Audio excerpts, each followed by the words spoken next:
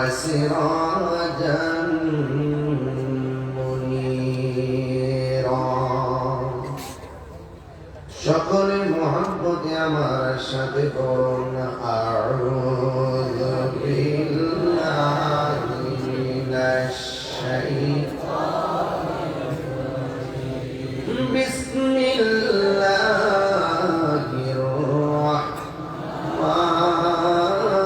রাহমানির রাহিম ইয়া أيها الذين آمنوا ادخلوا في السلم كافة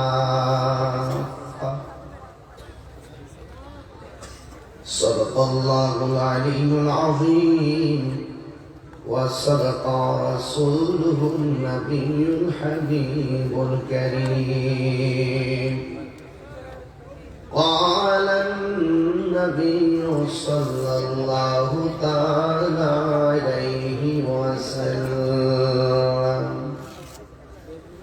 من سلم المسلمون من لسانه ويده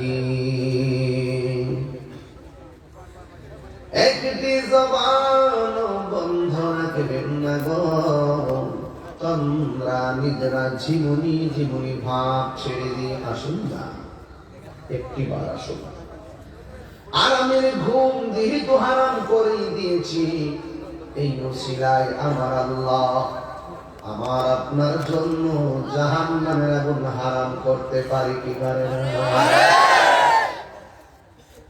আসুন ওই নবীর মহব্বতে দরুদ পড়ব যার উপরে দরুদ পড়ার জন্য আমার আল্লাহ মুনাফিককে বলে নাই যেই নবীর উপরে দরুদ পড়ার জন্য আমার আল্লাহ কাফেরকে বলে নাই মুশরিককে বলে নাই বলেছেন ইয়া আইয়ুহাল্লাযীনা আমানু আমি আল্লাহ যে কাজটা করি এই কাজটা পৃথিবীর আমার ঈমানদাররাই করবে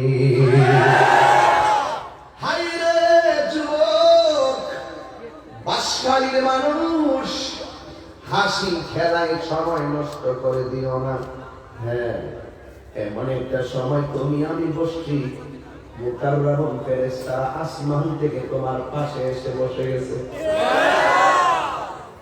রাত যখন গভীর হয় মুকাররম ফেরেশতা বান্দার কাছে এসে বসে যায় বান্দা যখন আল্লাহরে একবার ডাক দেয় ওই ফেরেশতা বান্দার জন্য 70 বার গুনাহ মাফ চায় এ যুবক সবাই তো জানি পুলসিরাতের উপরে জাহান্নামের উপরে পুলসিরাতটা কায়েম হবে কাহার কাছে চুলের চাইতে চিকন লাগবে কাহার কাছে হীরার চাইতে ধারালো লাগবে কাহার কাছে একেবারে অন্ধকার অন্ধকারে চিকন রাস্তা দেখা যায় না আমার নবী আপনার নবী বলে যারা আমি নবীর উপরে দরুদ পড়বি আমার আল্লাহ অন্ধকার পুলসিরাতটারে প্রশস্ত বানাইয়া আলোকিত করে দিবে আসুন ওই নবী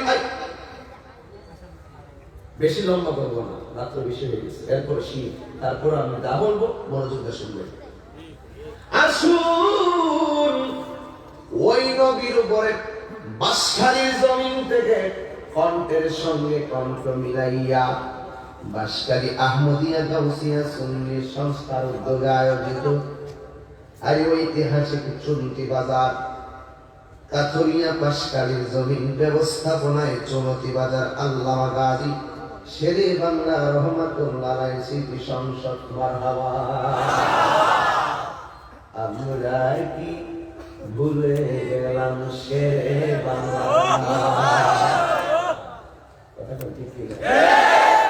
আর বাতিলের কলিজায় আগুন ধরত শুনলে জাহান্নাম এদিকে পরে জানো নামটা দেখার পরে একটা ভাব এসে গেছে কারণ এই নামগুলো আমাদের ঈমানি চেতনা কথা বলুন হায় রে বাবা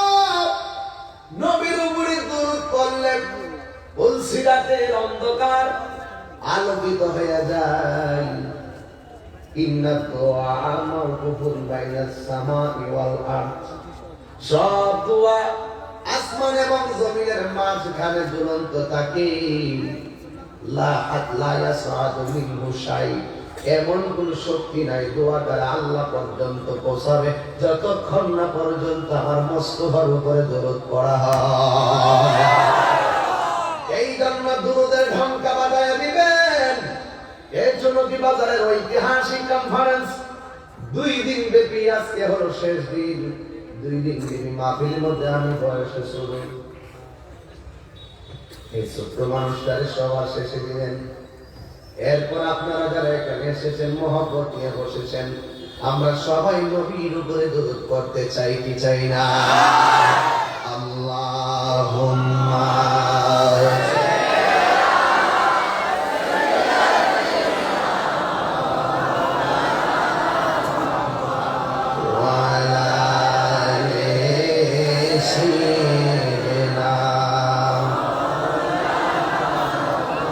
আর মহব্বতে বলুন আল্লাহুম্মা সাল্লি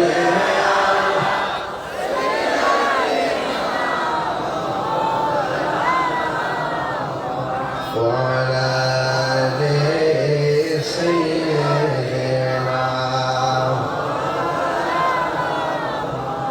উঠা দো পর্দা,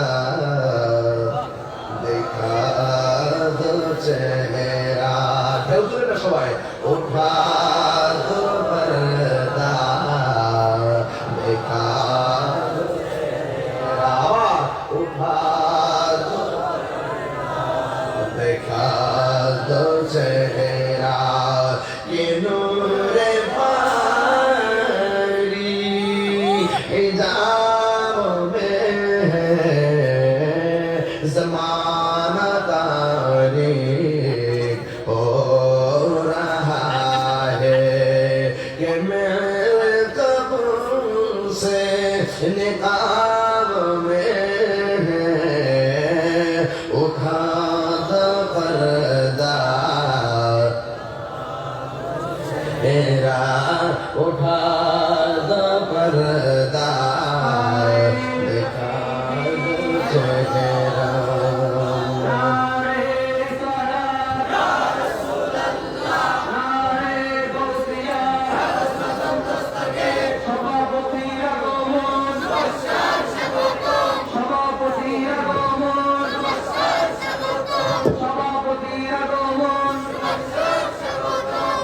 আলহামদুলিল্লাহ, আমাদের মাহফিল ভরপুর, যার সদরতে আমরা আজকে সমাপনী দিবস সবাই ছিলাম পীরের তরিকত মকবুলে আহলে সুন্নাত আল্লামা শামসুদ্দিন হাফেজ মোহাম্মদ সালেহ নঈমি আশরাফি রজবি বরকতি নাঈমি মাদ্রাসাতুল ইসলামী আমাদের মাদ্রাসা আমাদেরকে প্রত্যেককে ধন্য করেছেন।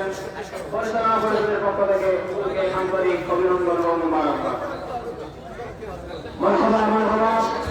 সম্মানিত উপস্থিতি, আজকের মাহফিলের সদর মাহফিল পরম শ্রদ্ধাবাদ সভাপতি পীরের তরিকত রাহনুমায়ে শরীয়ত রহমতুল লিল আলামিন কংগ্রেস বাংলাদেশের সম্মানিত প্রতিষ্ঠাতা সভাপতি হযরত মুহাম্মদ সাল্লাল্লাহু আলাইহি ওয়াসাল্লাম শফিউল নঈমি রজবি মাদ্রাসাতুল আলিয়াতুল আমরা সকলকে উস্তাদ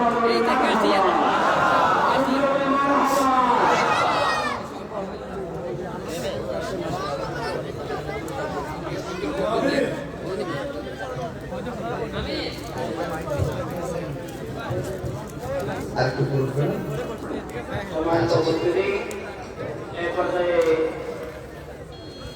আজকের মাহফিলের সম্মানিত সভাপতি মহোদয়কে ক্রেস্ট দিয়ে বরণ করে নেবেন। অত্র সংগঠনের সম্মানিত সভাপতি মোহাম্মদ হারুন রশিদ চৌধুরী এবং ডাক্তার নবীন হোসেন। আজকের যার সকালতে মাহফিল সমাপ্ত হবে, হাফেজ মোহাম্মদ সালেহ নঈমি আশরাফি রজবি বরকতি নাঈমি মাদ্রাসাতুল আলিকে ক্রেস্ট দিয়ে বরণ করে নেবেন। অত্র সংগঠনের সম্মানিত সভাপতি হারুন রশিদ চৌধুরী এবং সাধারণ সম্পাদক ডাক্তার নাবির হোসেন। সবাই বলুন মারহাবা। মারহাবা মারহাবা আলহামদুলিল্লাহ মারহাবা বলি সবাই নারে তাকবীর নারে রিসালাত বিশ্বহুজুর আগমন সকলে পড়ুন আলহামদুলিল্লাহ। আপনারা কি খুশি না বেজার? সবচেয়ে বড় সার্থকতা হলো যে চলতি আজকে যে কনফারেন্স দুদিন ব্যাপী আলহামদুলিল্লাহ সব অতিথিগণ এসেছেন, কথা বলেন ঠিক কিনা? তাহলে আপনারা সবাই কি কষ্টে আছেন? দুরূদ শরীফ পড়েন। আল্লাহুম্মা সাল্লি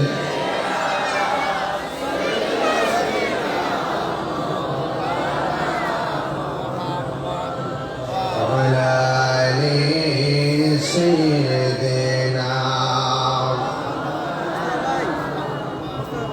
সকলে বলুন আলহামদুলিল্লাহ।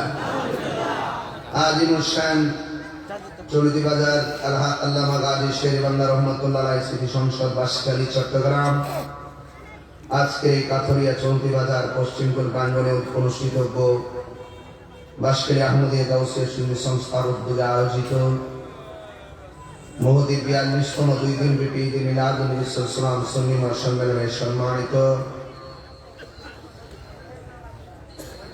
সদারত যিনি করছেন পীরে তরিকত মখদুম আহলে সুন্নাহ আল্লামা শাহ সফি হাফেজ মোহাম্মদ শাহ আলম নুরী আশরাফি রজবী বরকতি নুরী মুদাজিল্লাহুল আলী,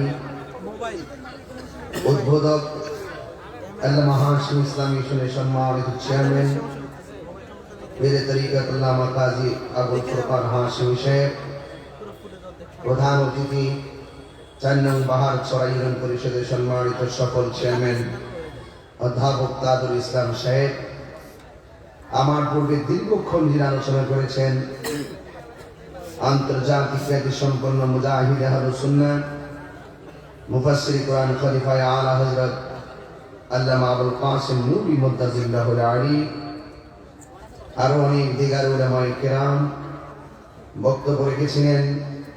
বিশিষ্ট লেখক গবেষক ইসলামিক চিন্তাবিদ উস্তাদুল উলামা আলহাজ আল্লামা আবুল আসাদ মোহাম্মদ জুবাইর রজবী হুজুর বক্তব্য রেখেছিলেন।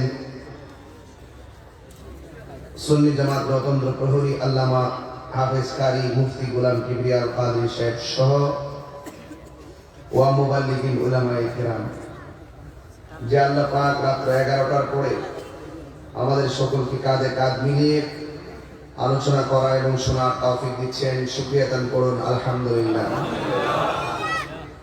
আপনারা ইতিমধ্যে জেনে গিয়েছেন আমার আজকের আলোচ্য বিষয় হলো ইসলামের দ্বিতীয় খলিফা হযরত ওমর ফারুক রাদিয়াল্লাহু তাআলা আনহুর শাসন ব্যবস্থা।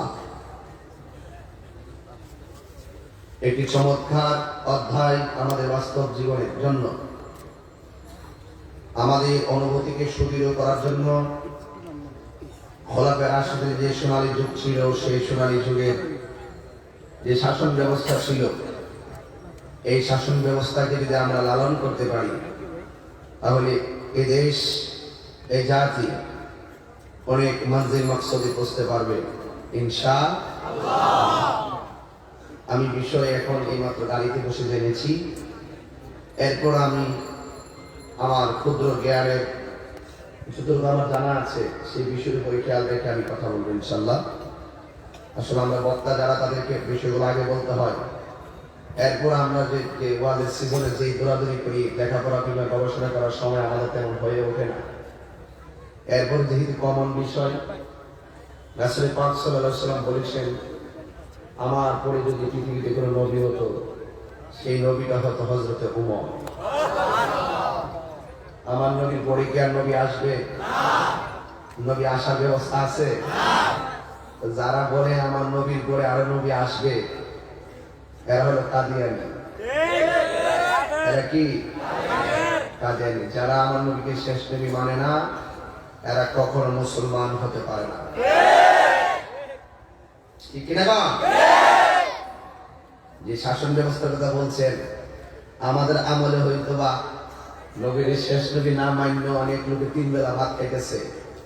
এখন উমরের শাসন ব্যবস্থা নিয়ে যদি কথা বলতে বলেন, এইরকম নবী বিরোধী নবী বিদ্বেষী কথা যারা বলে ওমর ফায়সালা ছিল তলোয়ার দিয়ে কল্লাকে আলাদা করে দাও। তাহলে এই ব্যবস্থার ওয়াজ আমি যে করব, আমি করতে গিয়ে তো আমার ডান বাম খেয়াল করে কথা বলতে হবে। অনেকে আবার বলবে যে হ্যাঁ এমন ব্যবস্থার ওয়াজ করতেছে মনে হয় যেন কোন বিরুদ্ধে ওয়াজ চলে যায়। হ্যাঁ কথা বলেন না ব্যাপারটা, বিষয় একখান দিচ্ছেন জায়গা মতো, খুব জায়গা মতো দিচ্ছেন। আমিও খুব সাবধানে কথা বলবো, কারণ আল্লাহ মুরুল সত্য তিক্ত হলেও কখনো কখনো সত্য কথায় প্র্যাকটিক্যালি বাহ্যিকভাবে কিছু বিপদ ডেকে আনে। বিপদ দিকে আনলেও হাকিকতে এটার ভিতরে শান্তি আছে না নাই? ওই শান্তির লক্ষ্যে আমি কিছু কথা বলবো। আমরা আর যেন কেউ কথা না বলি, আমাদের সময় অনেক রাত্র হয়েছে, যেহেতু পুষ্কারে ছিল বা রাত্র 10টায়। আমি এসেছি 9:50 কয়টা মিনিটে? 9:50 বাসায় চলে এসেছিলাম। এরপর রাত্র 11টা বেজে গেল। আমার নবী পাক সাল্লাল্লাহু আলাইহি ওয়াসাল্লামের প্রিয় সাহাবী হযরত ওমর রাদিয়াল্লাহু তাআলা আনহুর নীতি একটা কথা মনে রাখবেন, নবীদের মধ্যে যেমন নরম গরম আছে, নরম গরম আছে, যেমন আমার নবীতে ছিলেন অত্যন্ত নরম প্রকৃতি। ঠিক কিনা বলেন?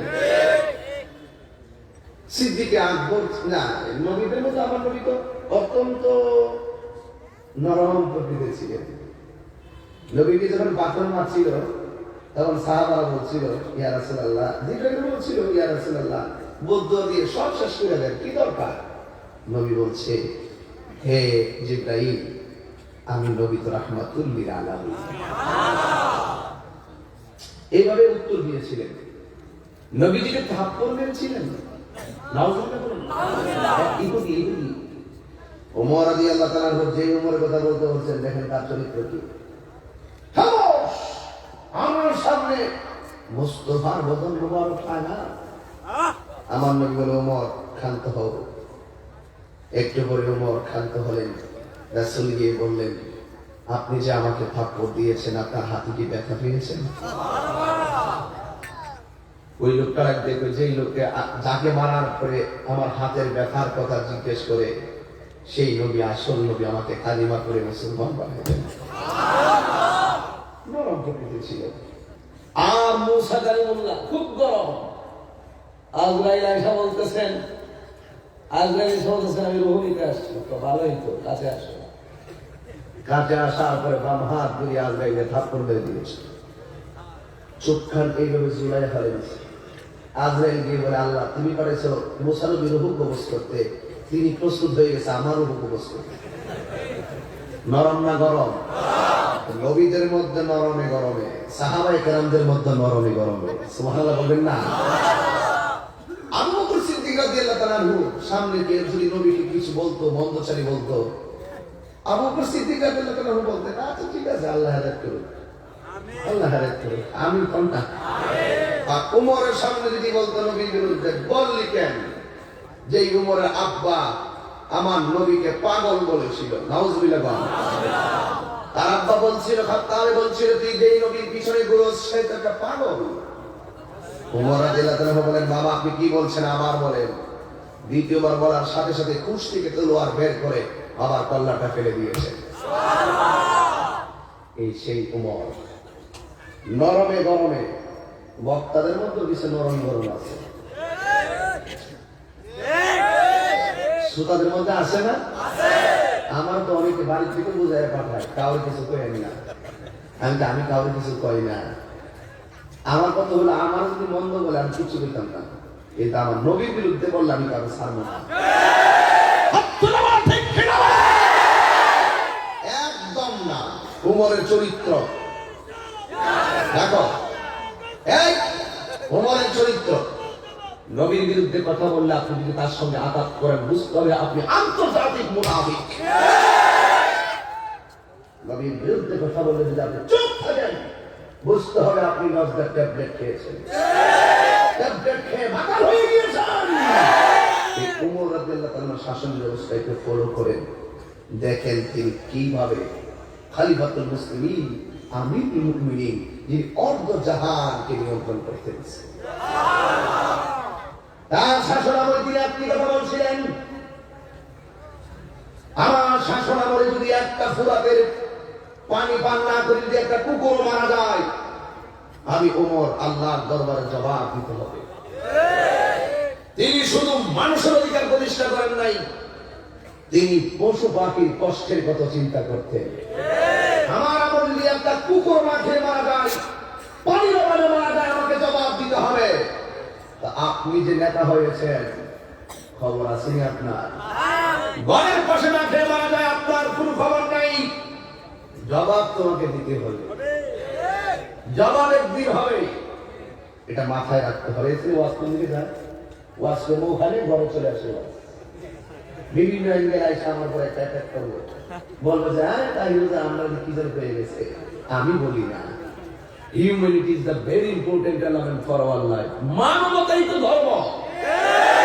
আরে ওমর মানবতা শিখিয়ে দিয়ে গিয়েছেন।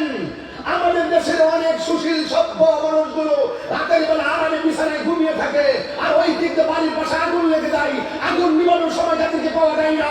আর খলিফাতুল মুসলিমিন হযরত ওমর রাদিয়াল্লাহু তাআলা আনহু আরামের ঘুম হারাম করে দিয়ে বাড়ি বাড়ি ঘোরাফেরা করতেন। কেন ঘুরতেন? তিনি থাকতেন কোন ঘরের ভিতরে পেটের খোদাই কান্নার আওয়াজ শোনা যায় কিনা, তিনি সেই বাড়িতে আটা পাঠিয়ে দিতেন, রুটি পাঠিয়ে দিতেন, খাবার নিশ্চিত করে দিতেন।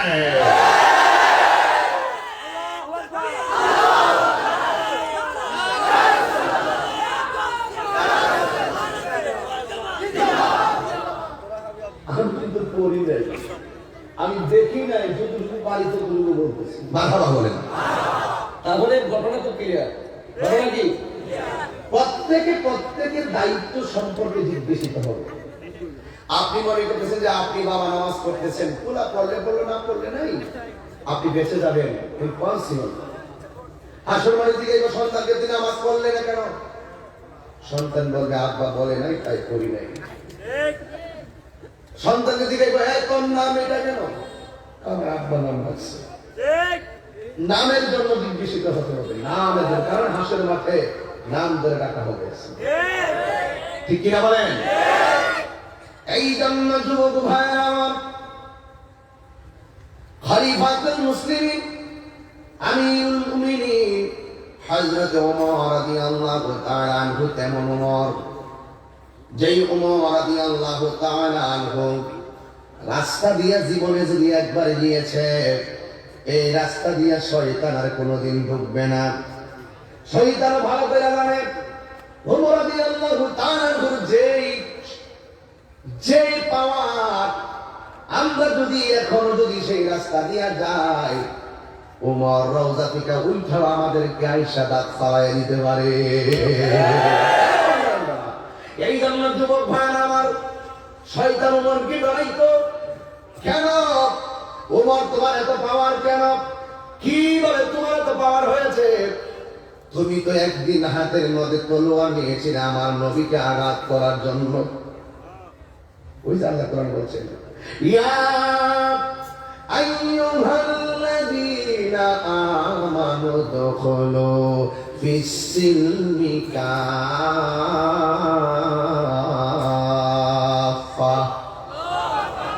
আল্লাহ রাব্বুল আলামিন বলেন, ঘন্টাখানে ওয়াজ করবো, বিরক্তি করবো না, কিন্তু কথাগুলো ডাইরেক্ট শুনতে হবে, বুঝতে হবে। কথা বলেন ঠিক কিনা?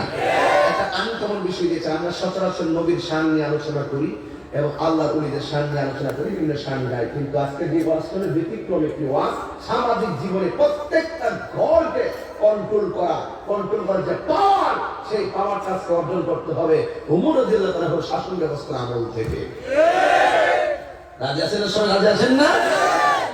এই জন্য আল্লাহ বলেছেন, হে ঈমানদারগণ, উদখুলু, তোমরা প্রবেশ করো, ফিস-সিলমি, ইসলামের মধ্যে কাফা, পরিপূর্ণভাবে ইসলামের মধ্যে তোমরা প্রবেশ করো। আর আমার হাদিস শরীফের মধ্যে বলেছেন, মান সালিমাল মুসলিমুনা মিন লিসানিহি ওয়া ইয়াদিহি, যার হাত দিয়ে কেউ কষ্ট পায় না গো, যার মুখ দিয়ে কেউ কষ্ট পায় না, হাতের দ্বারা এমন কাজ করে না যে কাজ করলে কষ্ট পায়, মুখের দ্বারা এমন কথা বলে না যেই কথা বললে মানুষ কষ্ট পায়। জবানটার দাম কেমন খেয়াল করেন, জবানটার দাম কত খেয়াল করেন। ওমর রাদিয়াল্লাহু তাআলা এক কথার ব্যক্তি ছিলেন। তিনি যদি বলতো আসো, আসতে হতো। তিনি যদি বলতে যাও, যেতে হতো। তিনি যদি বলতে হারাম খায়ও না, এমন কোন মার শক্তি নাই তার সামনে হারাম খাবে, ঠিক কিনা বলে? এমন কারো শক্তি ছিল না, সাহস ছিল না। এই জন্য যুবক জবানকে হেফাজতের এত দাম দিতেন তিনি। কেন দিত জানুনি? কারণ হযরত আইয়ুব আলাইহিস সালামের দিকে একটু তাকাও, জবানটা কেন এত দাম তিনি দিতেন। আইয়ুব আলাইহিস সালাম আল্লাহরে বলছে, আল্লাহ আমার অল বডিটা যদি পচতে পচতে একেবারে ছিন্ন ভিন্ন হয়ে যায়, কিন্তু আমার জিহ্বার মধ্যে পছন্দ হয় না। রহিমা জিজ্ঞেস করে, হে স্বামী, অল বডি পচতে পচতে সব শেষ হয়ে গেছে, কিন্তু আপনার জিহ্বার ব্যাপারে আপনি এত অ্যালার্ট কেন? জিহ্বার হেফাজত চাইলেন কেন? জিহ্বা থেকে শুধুমাত্র রোগ থেকে মুক্তি চাইলেন জিহ্বার উপর, কারণটা কি? আইয়ুব আলাইহিস সালাম বলছিলেন, হে রহিমা, অল বডি যদি আমার পচে যায় কোনো অসুবিধা নাই, কিন্তু আমার জিহ্বাটা যদি ভালো থাকে আমি আমার আল্লাহ জিকির করতে পারবো। আল্লাহু আকবার, আল্লাহু আকবার, আমি আল্লাহ জিকির করতে পারবো। এই ওমর রাদিয়াল্লাহু তাআলা জবানের কথার উপরে এত গুরুত্ব দিয়েছেন। তিনি যখন বলতেন এটা করো, এটা করা লাগতো, নিজের মন গড়া বানানো কিছু বলে নাই। একমাত্র আমার আল্লাহকে খুশি করার জন্য, আমার নবীকে খুশি করার জন্য আমার ওমর রাদিয়াল্লাহু তাআলা এই পদক্ষেপ গ্রহণ করছেন। এই আমার যুবক ভাইরা, অনুরোধ করে বলি, ওমর রাদিয়াল্লাহু তাআলা শাসন ব্যবস্থার কথা যদি আমারে বলেন, একটা কথা মনে রাখেন, আমার নবীর দিগদর্শন ছাড়া ওমর রাদিয়াল্লাহু তাআলা একটা কাজও করে নাই, ঠিক কিনা বলে? আল্লাহু আকবার, আল্লাহু আকবার। ওনার ইনসাফ ছিল অনেক কঠিন। তিনি শুধুমাত্র বীর ছিলেন না, আমার দেশের মধ্যে অনেক পীর আছে না নাই? কথা বলেন না, রাগ করে তো লাভ নাই। এখন বাস্তব সময় এসে গেছে। কোন এক সময় খানকার মধ্যে বসে বসে তাসবিহ জপে জপে আল্লাহ জিকির করার সুযোগ ছিল। এখন শুধু খানকায় পীর থাকলে চলবে না, রাজপথে কখনো কখনো ওমরের মতন বীর হয়ে নামতে হবে, ঠিক কিনা বলেন? বীর হয়ে নামতে হবে। এখন ঘরের কোনায় বসে থাকার সময় নাই, সব নামাই দিতে হবে। ওমরের চরিত্র হৃদয়ের মধ্যে লালন করা লাগবে। আমার নবী, আপনার নবীর সাহাবী হযরত ওমর রাদিয়াল্লাহু তাআলা আনহু তিনি কেমন ছিলেন? আমি যদি প্রথম দিক দিয়ে ধরি, তিনি তো হাতের মধ্যে তলোয়ার নিয়েছেন আমার নবীকে মারার জন্য। নাউজুবিল্লাহ, আমার নবীকে মারার জন্য তলোয়ার নিয়েছেন। তলোয়ার নিয়ে রাসূলুল্লাহ রওজা দরবারের মধ্যে রওনা দিয়েছে। আমার নবীকে আঘাত করবে, একটাই নবীর অপরাধ, সে দেখতো আমার নবী যে রাস্তা দিয়ে হাঁটে, আকাশের মেঘমালা গুলো আমার নবীর ছায়া দেয়। আল্লাহু আকবার, আল্লাহু আকবার, আমার নবীর ছায়া দেয়। এইভাবে এগুলা দেখে মানুষ তারে লেলায়া দিছে। মুহাম্মদ সাল্লাল্লাহু তাআলা আলাইহি ওয়াসাল্লাম এইভাবে যদি চলতে থাকে, আমাদের বাপ দাদার ধর্মের উপরে চুনকালি চলে আসবে। আমার নবীর কাছে সবাই গিয়ে বলল, ইয়া রাসূলুল্লাহ, ওমর আপনাকে মারার জন্য আসতেছে। আর এই কথা শুনে আমার নবী মুচকি মুচকি হাসতে শুরু করে দিয়েছে। নবী হাসে, এই হাসির ডাক্কা তো সবাই বুঝে না। আমার নবী বলে, আমি যাহা জানি তোমরা তা জানো না, আমি নবী যাহা দেখি তোমরা তা দেখো না। ওমর রাদিয়াল্লাহু তাআলা আনহু আমার নবীর মারতে এসেছে। ওমর রাদিয়াল্লাহু তাআলা আনহু তারপর কোরআনের আয়াত শুনিয়া, কোরআন তেলাওয়াত শুনিয়া, আমার নবীর চেহারা মুবারক দেখিয়া ওমর রাদিয়াল্লাহু তাআলা আনহু কালিমা পড়ে মুসলমান হয়ে গেছে। আল্লাহু আকবার বলেন না? আর একটু তুমি সামনে দিকে যাই, আর একটু সামনে যাই। ওমর রাদিয়াল্লাহু তাআলা আনহু এমন ভাবে নবীর ভালোবাসা হৃদয়ে ধারণ করেছেন, আমার নবীর বিরুদ্ধে কখনো কেউ কথা বলতে পারে নাই। আমার নবীজি রাহমাতুল্লিল আলামিন যেদিন দুনিয়া থেকে বিদায় হয়েছিল, ওমর রাদিয়াল্লাহু তাআলা সেই ব্যক্তি হাতের মধ্যে তলোয়ার নিয়ে বলছে, যারা বলবি আমার নবী মারা গেছে, আমি ওমরের তলোয়ার থেকে একটা মানুষও বাঁচতে পারবি না। এমন চরিত্র ছিল, এমন তেজ ছিল, এমন ভালোবাসা ছিল হযরত ওমরের। আর আজকে আমাদের সামনে এসে বলা হয় নবী মইরা হত্যা গল্লা মাটির সঙ্গে মিশে গেছে। নাউজুবিল্লাহ 3 দিন পরে বলল ছি ছি ছি, কি বলে আজকে যে সেই ওমরের দিন থাকতো, ওই যে তলোয়ার হাতে নিয়েছিল গর্দন ফেলে দিত। ঠিক কি না বলে? সুন্নাতি নয় শুধু মজলুম সহায়ক, সুন্নাত উহুদের জালিমের প্রতিরোধ। ঠিক কি না? হাত তুললে কোনো হবে? ঠিক কি না বলে? সাউন্ড আরেকটু উঠাই দাও। সুন্নাতি নয় শুধু মজলুম সহায়ক, সুন্নাত উহুদের জালিমের প্রতিরোধ, মহব্বতে তার সুদিনের সাথী তুমি, মহব্বতে তার সুদিনের সাথী তুমি। শেরে বাংলার কথা মনে আছে কি?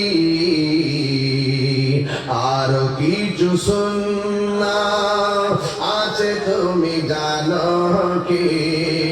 জানলেও জীবনে কখনো তা মানো কি?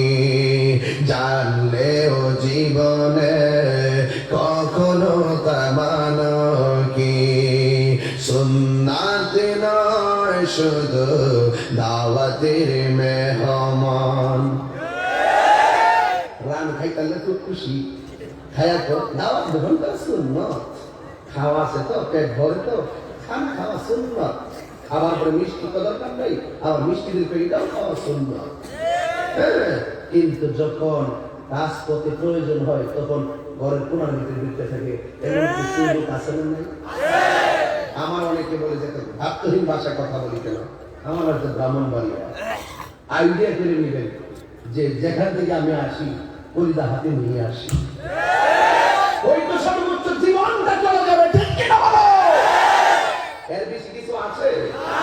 সুন্নাতি নয় শুধু নির্জনে থেমে যাওয়া, আর সুন্নাতি হলো পাথরের আঘাত খাওয়া। ঠিক না? মহব্বতে তার সুদিনের সাথী তুমি। শহীদ ফারুকের কথা মনে আছে কি? আরো কিছু সুন্নাত আছে তুমি জানো কি? জানলেও জীবনে কখনো তা মানো কি? জানলেও জীবনে কখনো তা মানো কি? একটা জবান বন্ধ রাখবেন না, মহব্বতে মায়া সুরে বলো সুবহানাল্লাহ। ওমর রাদিয়াল্লাহু তাআলা রাষ্ট্র ব্যবস্থার আগে আমার নবীর তিনি কেমন বিশ্বাস করতেন আর ভালোবাসতেন, একটু টোকা দিতেছি, কষ্ট নিয়েন না। আমার নবী একটা বিচারের ফয়সালা করেছেন, রায় দিয়েছেন। একটা লোক বলল এই রায়টা আমার মনোমত হয় নাই, এরপর রায়টা নিয়ে উমরের কাছে চলে গেছে। তাইয়া বলতেছে, উমর আপনি নীতিতে বড় অটল, আপনি নীতিতে বড় অটল, কিন্তু একটা বিচারের জন্য নবীর কাছে গেলাম, নবী বিচারটা করছে আমার মন মতো হয় নাই, আপনি মেহেরবানি করে একটু দেখা দেন না। ওমর রাদিয়াল্লাহু তাআলা আনহু বলেন, আমার নবী কি ফয়সালা করেছে? করেছে। নবী কি ফয়সালা দিয়েছে? হ্যাঁ দিয়েছে। তোমার কি পছন্দ হয় না? কয় না আমার পছন্দ হয় নাই। তাইলে আমি যেমন ফয়সালা দিই তুমি মানবানি? হ্যাঁ অবশ্যই মানবো। কয় তোর গলাটা দে, আমার কোষ থেকে তলোয়ার বাইরে করে তোর কল্লাটা কাইটা ফেলাটাই হলো আমার বিচার। আমার নবী বিচার করছে তুই মানুষ নারী। উমরের আদালতে বিচার হলো তোর কল্লা গর্দান উড়াইয়া দেওয়া। এই হলো সেই উমর। এখন এই বিচার আমার বাদশাহী করবো কেডায়? নাই নাই নাই। এই জন্য বিষয় দিয়েছেন বড় কঠিন।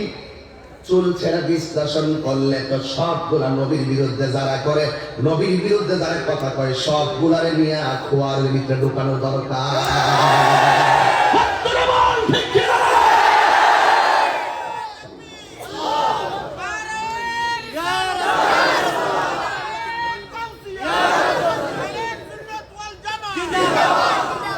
আল্লাহু আকবার জোরে বলেন, আরো দিবেন আল্লাহু আকবার।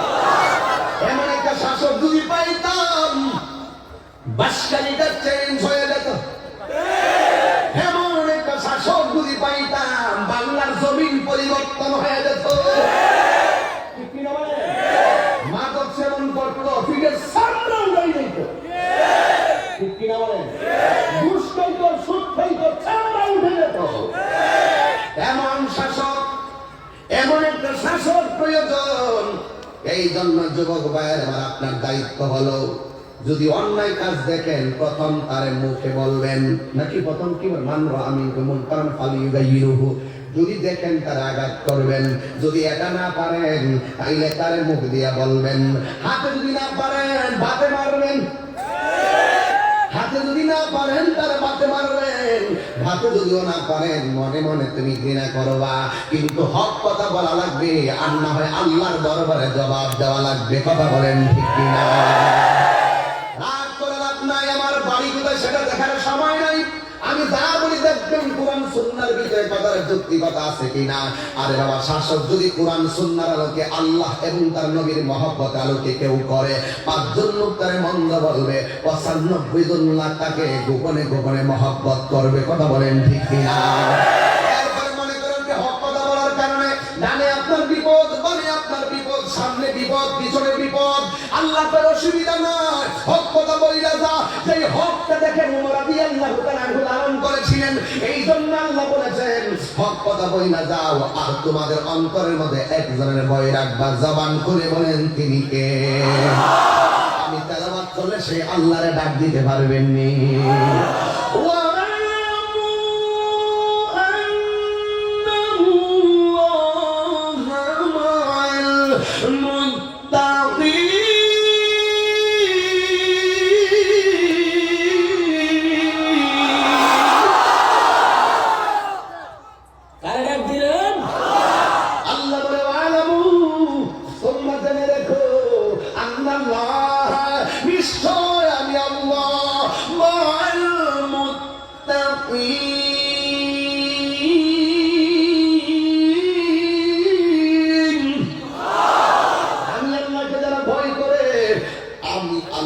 তাদের সঙ্গে আছে না নাই? দেখেন উমর কেমন জিনিস। সুবহানাল্লাহ। এক মহিলা কয় জিগো, জিগো দেননি, মাগো, মাগো দেননি, মেগো, মেগো দেননি, জিগো দেন না। আরে কন্যারে কয় আর আমরা লাগে জি। আরে সুলাহান, এই কন্যারে কয় আর কি? মা ডাক দিয়ে কয় ওয়াজিব, গরুর দুধ দহন করছি, অভাবের সংসার, একটু পানি মিশাইয়া দাও। কি মিশাইয়া দাও? এবার মা যখন বলছে, মেয়ে ডাক দিয়ে কয় আম্মা দরকার নাই, উমরে দেখা ভালাইব। ডাক দিয়ে কয় মা এত গভীর সময় ওমর দেখবে না, মেয়ে কয় না আম্মা পানি মিশানো যাবে না। দেখেন নীতিবান শাসকরে উপেনেও মানুষে ভয় পায়, গোপনেও ভয় পায়। কথা বলেন ঠিক কিনা?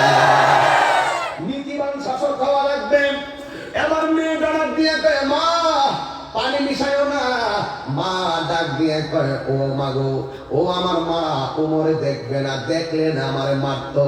এবার মেয়েটা ডাক দিয়ে কয়, মা উমর যদিও না দেখে, একজন দেখতেছে, জবান খুলে বলুন তিনি কে? এই তাকওয়া অর্জন হলো কেন? একমাত্র ভালো সাপোর্টের কারণে। কথা বলেন ঠিক কিনা বলেন? এই জন্য আমার যুবক ভাইরা, এই উমর সেই উমর ঘুরে ঘুরে শুধুমাত্র বড় লোকের বাড়ি বাড়ি যায় বন্ধুত্ব করে নাই, গরিবের খবর নিয়েছে, মাঝে মাঝে রাখালদের কাছে যাইয়া তাকওয়া শিক্ষা দিয়েছে। একদিন কি রাখালিয়ার কাছে গেল, যাইয়া দেখতেছেন ওই রাখাল কিছু মেষ চড়াইতেছে, হাজার হাজার মেষ চড়াইতেছে। বন্ধুর আমার সুর দিয়ে আর কি, হ্যাঁ মানে কাহিনী সুর আছে না একটা, সুর দিব আবার লিখন দিতে ব্রাহ্মণবাড়িয়ার ব্রাহ্মণের সুর টুটে দিয়ে আবার কিছু মনে কষ্ট পান। আমরা একটা কিছু সুর আছে, এগুলি কষ্ট দিব কষ্ট করে আমরা আমার লিখন যে গ্রামের সুর মারছে রে। আমি আমি কোনো বিপদের মধ্যে আছি, বুঝলি? আপনার একটু মনে মনে কইয়েন, যদি কোনো সমস্যা হলে অসুবিধা দিব। সত্যের পথে গান গাই বলে আমি বিপ্লবী, সত্যের পথে কথা বলে আমি বিদ্রোহী, কোরআনের কথা বলি তাই বলে আমাকে মৌলবাদী। বিপ্লবী বিপ্লবী বিদ্রোহী মৌলবাদী কেন জঙ্গিবাদী? সত্যে কবি হয়েছিল গায়ে, আমি গায়ে আছি, বুঝলেন না? জন্মের পরে কানে আজান কি দেইনি, তুমি কালিমা ছাড়া কিন্তু হওনি।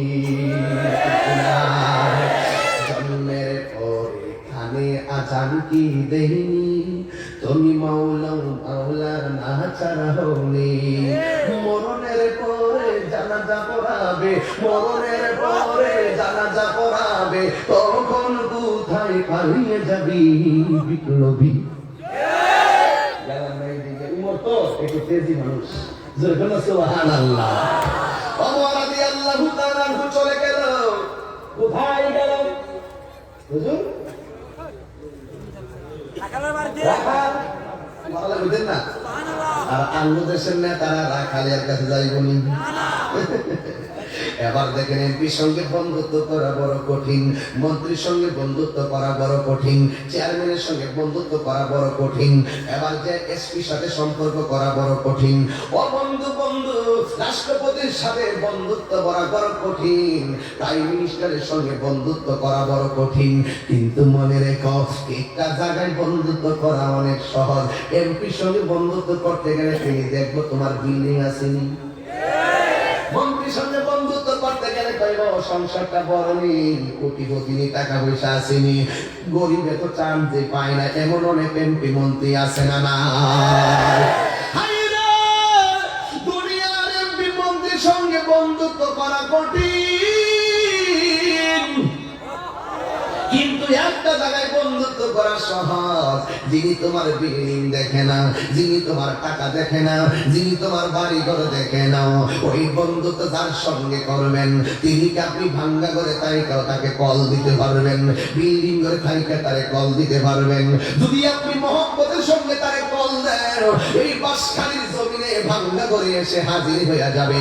তার সঙ্গে বন্ধুত্ব করতে গেলে কোটি টাকা অ্যাকাউন্ট দেখার লাগে না, তিনি হলো তোমার আমার নবী রাহমাতাল লিল আলামিন। জোরে বলেন ঠিক কি না? এই জন্য ওমর রাদিয়াল্লাহু তাআলা আনহু, ও বন্ধু বন্ধুরে, ওমর রাদিয়াল্লাহু তাআলা আনহু তিনি শাসন আমলে তিনি গেছেন, রাখালের মনে কেমন আল্লাহর ভয় আছে আর তাকওয়া কারে জানেননি।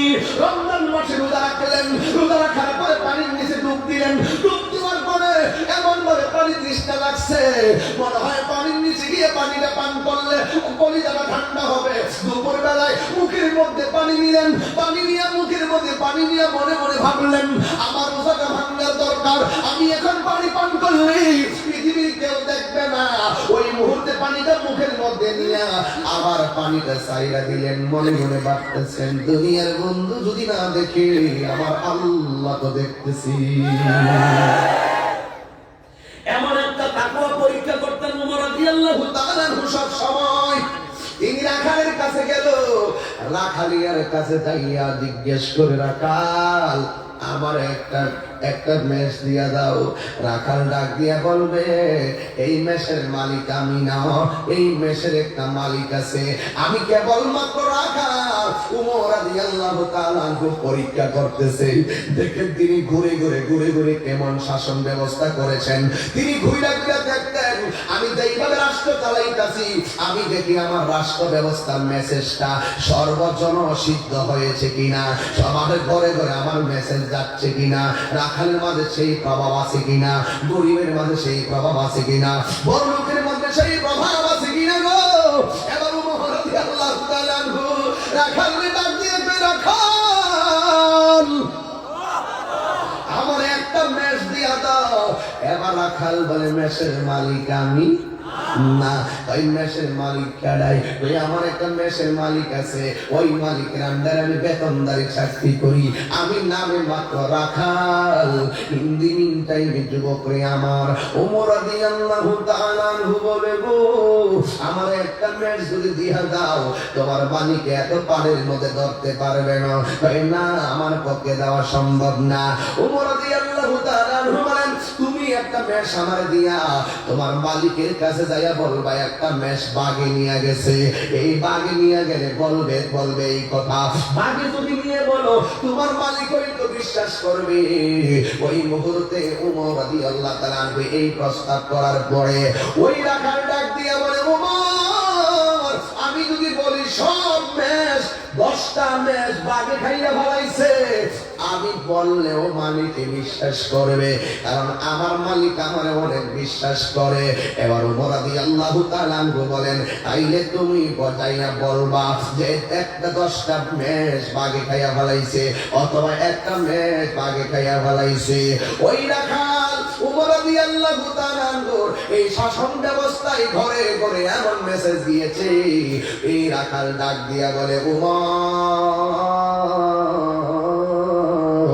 আমি যদি আমার মালিককে বলি 10টা মেষ বাগে খাইছে, কোনো অসুবিধা নাই, আমি হয়তো বেঁচে যাব, আপনি হয়তো মেষটা নিয়ে যাবেন, তবে একটা কথা আমি আমার মালিককে বুঝাইতে পারবো, কিন্তু আমার আল্লাহরে আমি বুঝাইব কেমনে?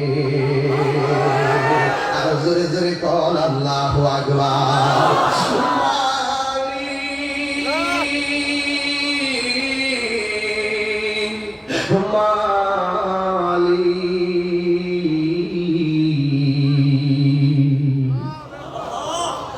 মালিক তুমি জান্নাতে, তোমার পাশে আমার একটা ঘর বানিয়ে দিও,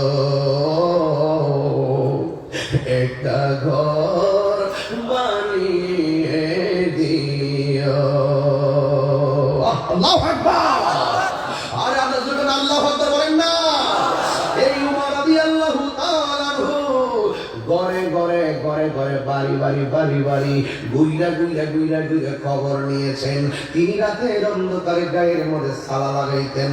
আজকে আমার দেশের নেতার গায়ে সালা দেখা যায়নি, নাই রে নাই, এত সোজা না, দুনিয়াদারি করা যায়, আল্লাহ পাওয়া বড় নিঃসন্দায়ী।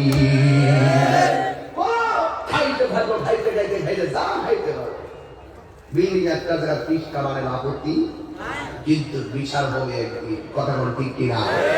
এই জন্য ওমর রাদিয়াল্লাহু তাআলা হয়ে যায় গায়ের কষ্ট দিতে আপনাদের বিষয় দিয়েছে, খুব স্বাভাবিক, খুব খারাপ থাকবেন। আমি কোন দিকে যাই, ভুল করে ধরে দিয়ে ইন টাইমে তিনি গায়ের মধ্যে সালা লাগাইতেন, আর তিনি বাড়ি ঘুরতেন, ঘুরে দেখতেন, কান লাগায় তিনি ঘরের পাশে দাঁড়ায় থাকতেন। জিজ্ঞেস করা হয় কেন? ওমর রাদিয়াল্লাহু তাআলা আনহু বলেন, আমি এইভাবে ঘুরি কারণ কোন ঘরের মধ্যে পেটের খোদাই কেউ কান্না করে কিনা। যখন তিনি দেখতেন ঘরের ভিতরে কান্না করতেছে পেটের খোদাই, তখন তিনি বাইতুল মাল থেকে তিনি ওই রকম ভাবে আটা আর জব ওই গরিবের বাড়িতে পৌঁছাইয়া দিয়া খাবারটারে নিশ্চিত করে দিতেন। জোরে কন্যা আল্লাহু আকবার। এই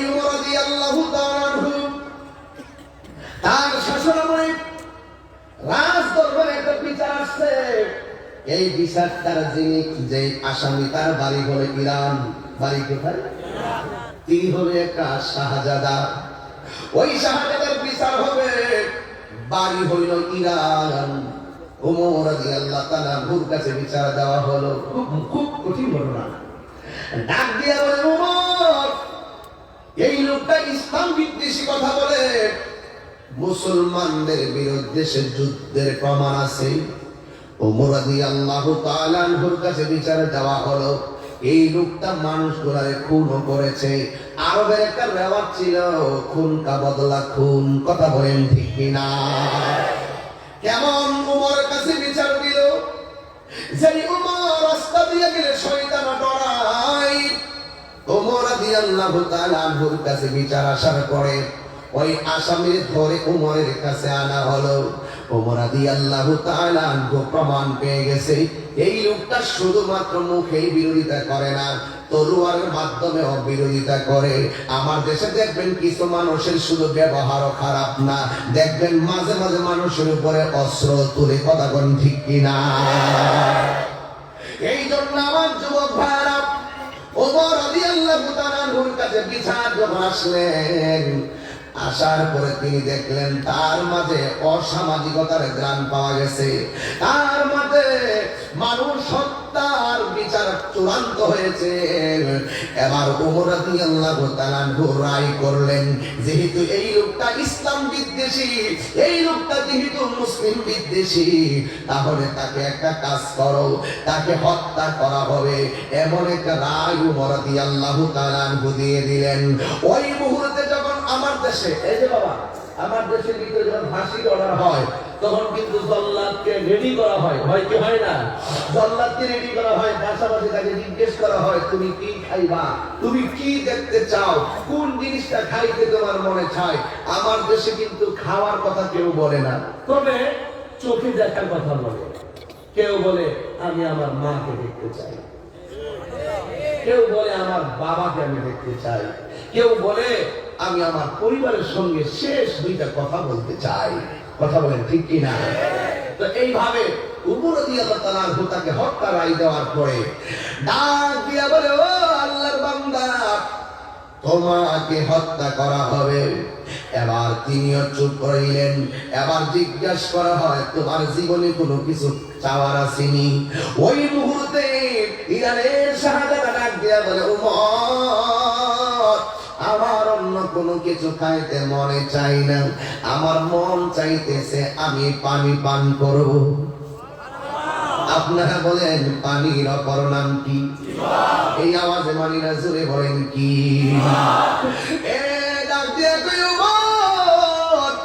আমি পানি পান করব, তবে একটা কথা আছে, পানি পান করার আগে কিন্তু আমার মারতে পারবেন না। এবার ওমর রাদিয়াল্লাহু তাআলা আনহু ওয়াদা করলেন, ঠিক আছে, তুমি পানি পান করার আগে তোমারে মারবো না। এবার হাতের মধ্যে যখন গ্লাসটা নিয়েছে, এবার ওই লোকটা মনে মনে ভাবতেছে, আমি যদি পানি পান করার সময় কাঠটা নিচু করি, যদি আমার জল্লাদ একটা টোপ মারে, এই জন্য তিনি বলে দিয়েছেন, আপনি কথা দেন আমাকে, আমি পানিটা পান করার আগে আপনি আমারে মারবেন না। আপনারা বলেন জীবনের ভয় সবার আছে না না? এই আমার যুবক, এত সুন্দর উমর ডাক দিয়া বলেন, শত শত মানুষের ভিড় জমে গেছে।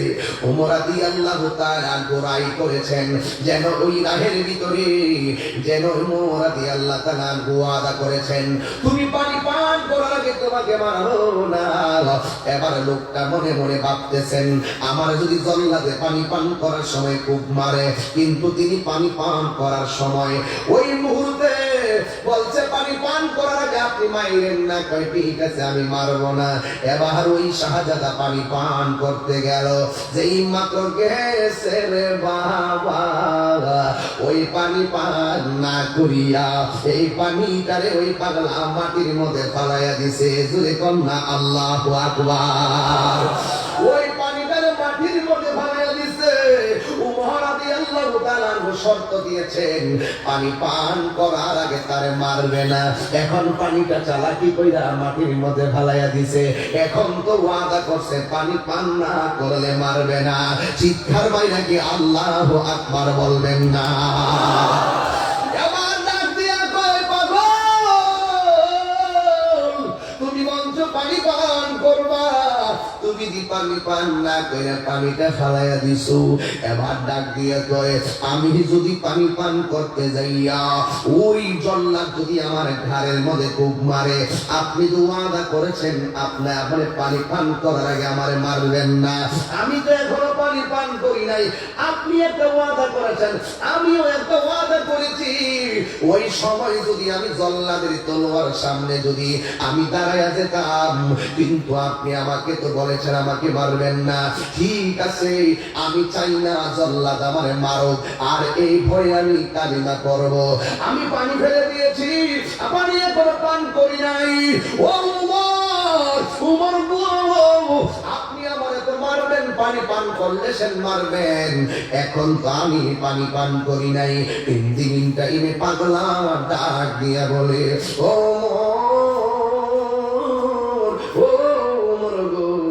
আমার কি একটু ক্ষমা করে দেওয়া যায় না? আমি কিন্তু ওই জল্লাদের বয়ে কালিমা করতাম, কিন্তু যদি ওই সময় কালিমা করতাম অনেকে মনে মনে ভাবত যে আমি মরণের ভয়ে, জল্লাদের তলোয়ারের ভয়ে আমি কালিমা করেছি। আপনার সঙ্গে অন্যায়ের জন্য একটা কন্ডিশন বের করেছি। আল্লাহু আকবার! কি কন্ডিশন? এখন তাদের সঙ্গে আমার কোনো কথা নাই, জীবনের গুণাগুণ কাকুরি বানছি। এখন আপনার সঙ্গে আমার কথা। ওমর গাও, এখন আপনি কি আমাকে একটু ক্ষমা করে দিতে পারেন না? এই কথা বলার পরে ওমর রাদিয়াল্লাহু তাআলা আনহু বলেন, যাও, তোমাকে আমি মুক্ত করে দিলাম। অনেকের মনের ভিতরে একটা চিন্তা জাগ্রত হয়েছে, কি ব্যাপার, একটা অন্যায়কারীকে ওমর কেন মাফ করে দিল? ওই বন্ধুরি ওমর এমন শাসক ছিলেন, তিনি আগে মানুষকে ভালোবাসতেন, এরপরে তার ভালোবাসায় মানুষ অভিভূত হয়ে যেত। একটা কথা মনে রাখবেন, লা ইকরাহা ফিদ্দীন। আল্লাহু আকবার, আল্লাহু আকবার, আল্লাহ তুলে দাও। লা ইকরাহা ফিদ্দীন, ধর্মের মধ্যে কোনো জোর জবরদস্তি নাই। কিন্তু ওমর রাদিয়াল্লাহু তাআলা যখন সাময়িকের জন্য তারে ক্ষমা করে দিয়েছে, ওই মুহূর্তে জনগণের ভিতরে একটা অনাস্থা তৈরি হলো। কিন্তু হতে দেরি, কিন্তু ওই পাগলা ডাক দিয়ে কেউ মরব, আপনি আমার এত সহজেই আপনি আমারে মাফ করে দিয়েছেন। ইসলাম এত সহজ একটা ধর্ম, ইসলাম এমন একটা মানবতার ধর্ম। আর দেরি করিবেন না, আমি এতদিন বিপদে ছিলাম, আপনি আমারে কালিমার সাগরে গোসল করাইয়া দেবেন। আর জোরে জোরে কন্যা আল্লাহু আকবার। দেখেন দেখেন আমার নবীর চরিত্র কেমন গঠন করেছেন। নবী যেমন ইহুদিকে বলছে, আপনি যে আমার মারছেন, হাতে ব্যথা পাইছেননি, একটা পলিসির কারণে ওই লোকটা বুঝতে পারছে ইসলাম কঠিন ধর্ম নয়, ইসলাম কোন কঠিন ধর্ম নয়। ওই লোকটা আমার নবীর প্রতি সিম্পিটি তৈরি হয়ে গেল, কালিমা পরে মুসলমান হয়ে যেমন গেছে, ঠিক এমন ভাবে ওমরের ক্ষমা দেখিয়া ওই পাগল কালিমা পড়িয়া মুসলমান হয়ে গেছে। জোরে জোরে কি আল্লাহু আকবার বলবেন না? এই জন্য আমি বলছিলাম, তিনি শুধুমাত্র তলোয়ার দিয়ে আঘাত করতেন না, তিনি কখনো কখনো ভালোবাসা দিয়া মানুষগুলারে দিনের পথে এনেছেন। দেখেন আমার সমাজের ভিতরে ঘুষ আছে না নাই? এখন কথা বলতে এখন ওয়াজ সমাজে ঢুকে গেছে, ওয়াজ এখন ঘরের ভিতরে ঢুকে গেছে। নির্বাচন আইলে বোঝা যায় কত টাকা খায়। রাত্রে খায় এমন জন্তিকে টাকা, দিনের বেলা হাত খায় অমুক জন্তিকে টাকা। তারটি হলো তিনজন, এক সময় খায় বিএনপির দিকে, আরেক সময় খায় স্বতন্ত্র দিকে, আরেক সময় দলীয় থেকে খাইতেছে না। ইচ্ছা মতো খবর আছে। ভোট একটা আমানত জিনিস, কথা কন ঠিক কিনা?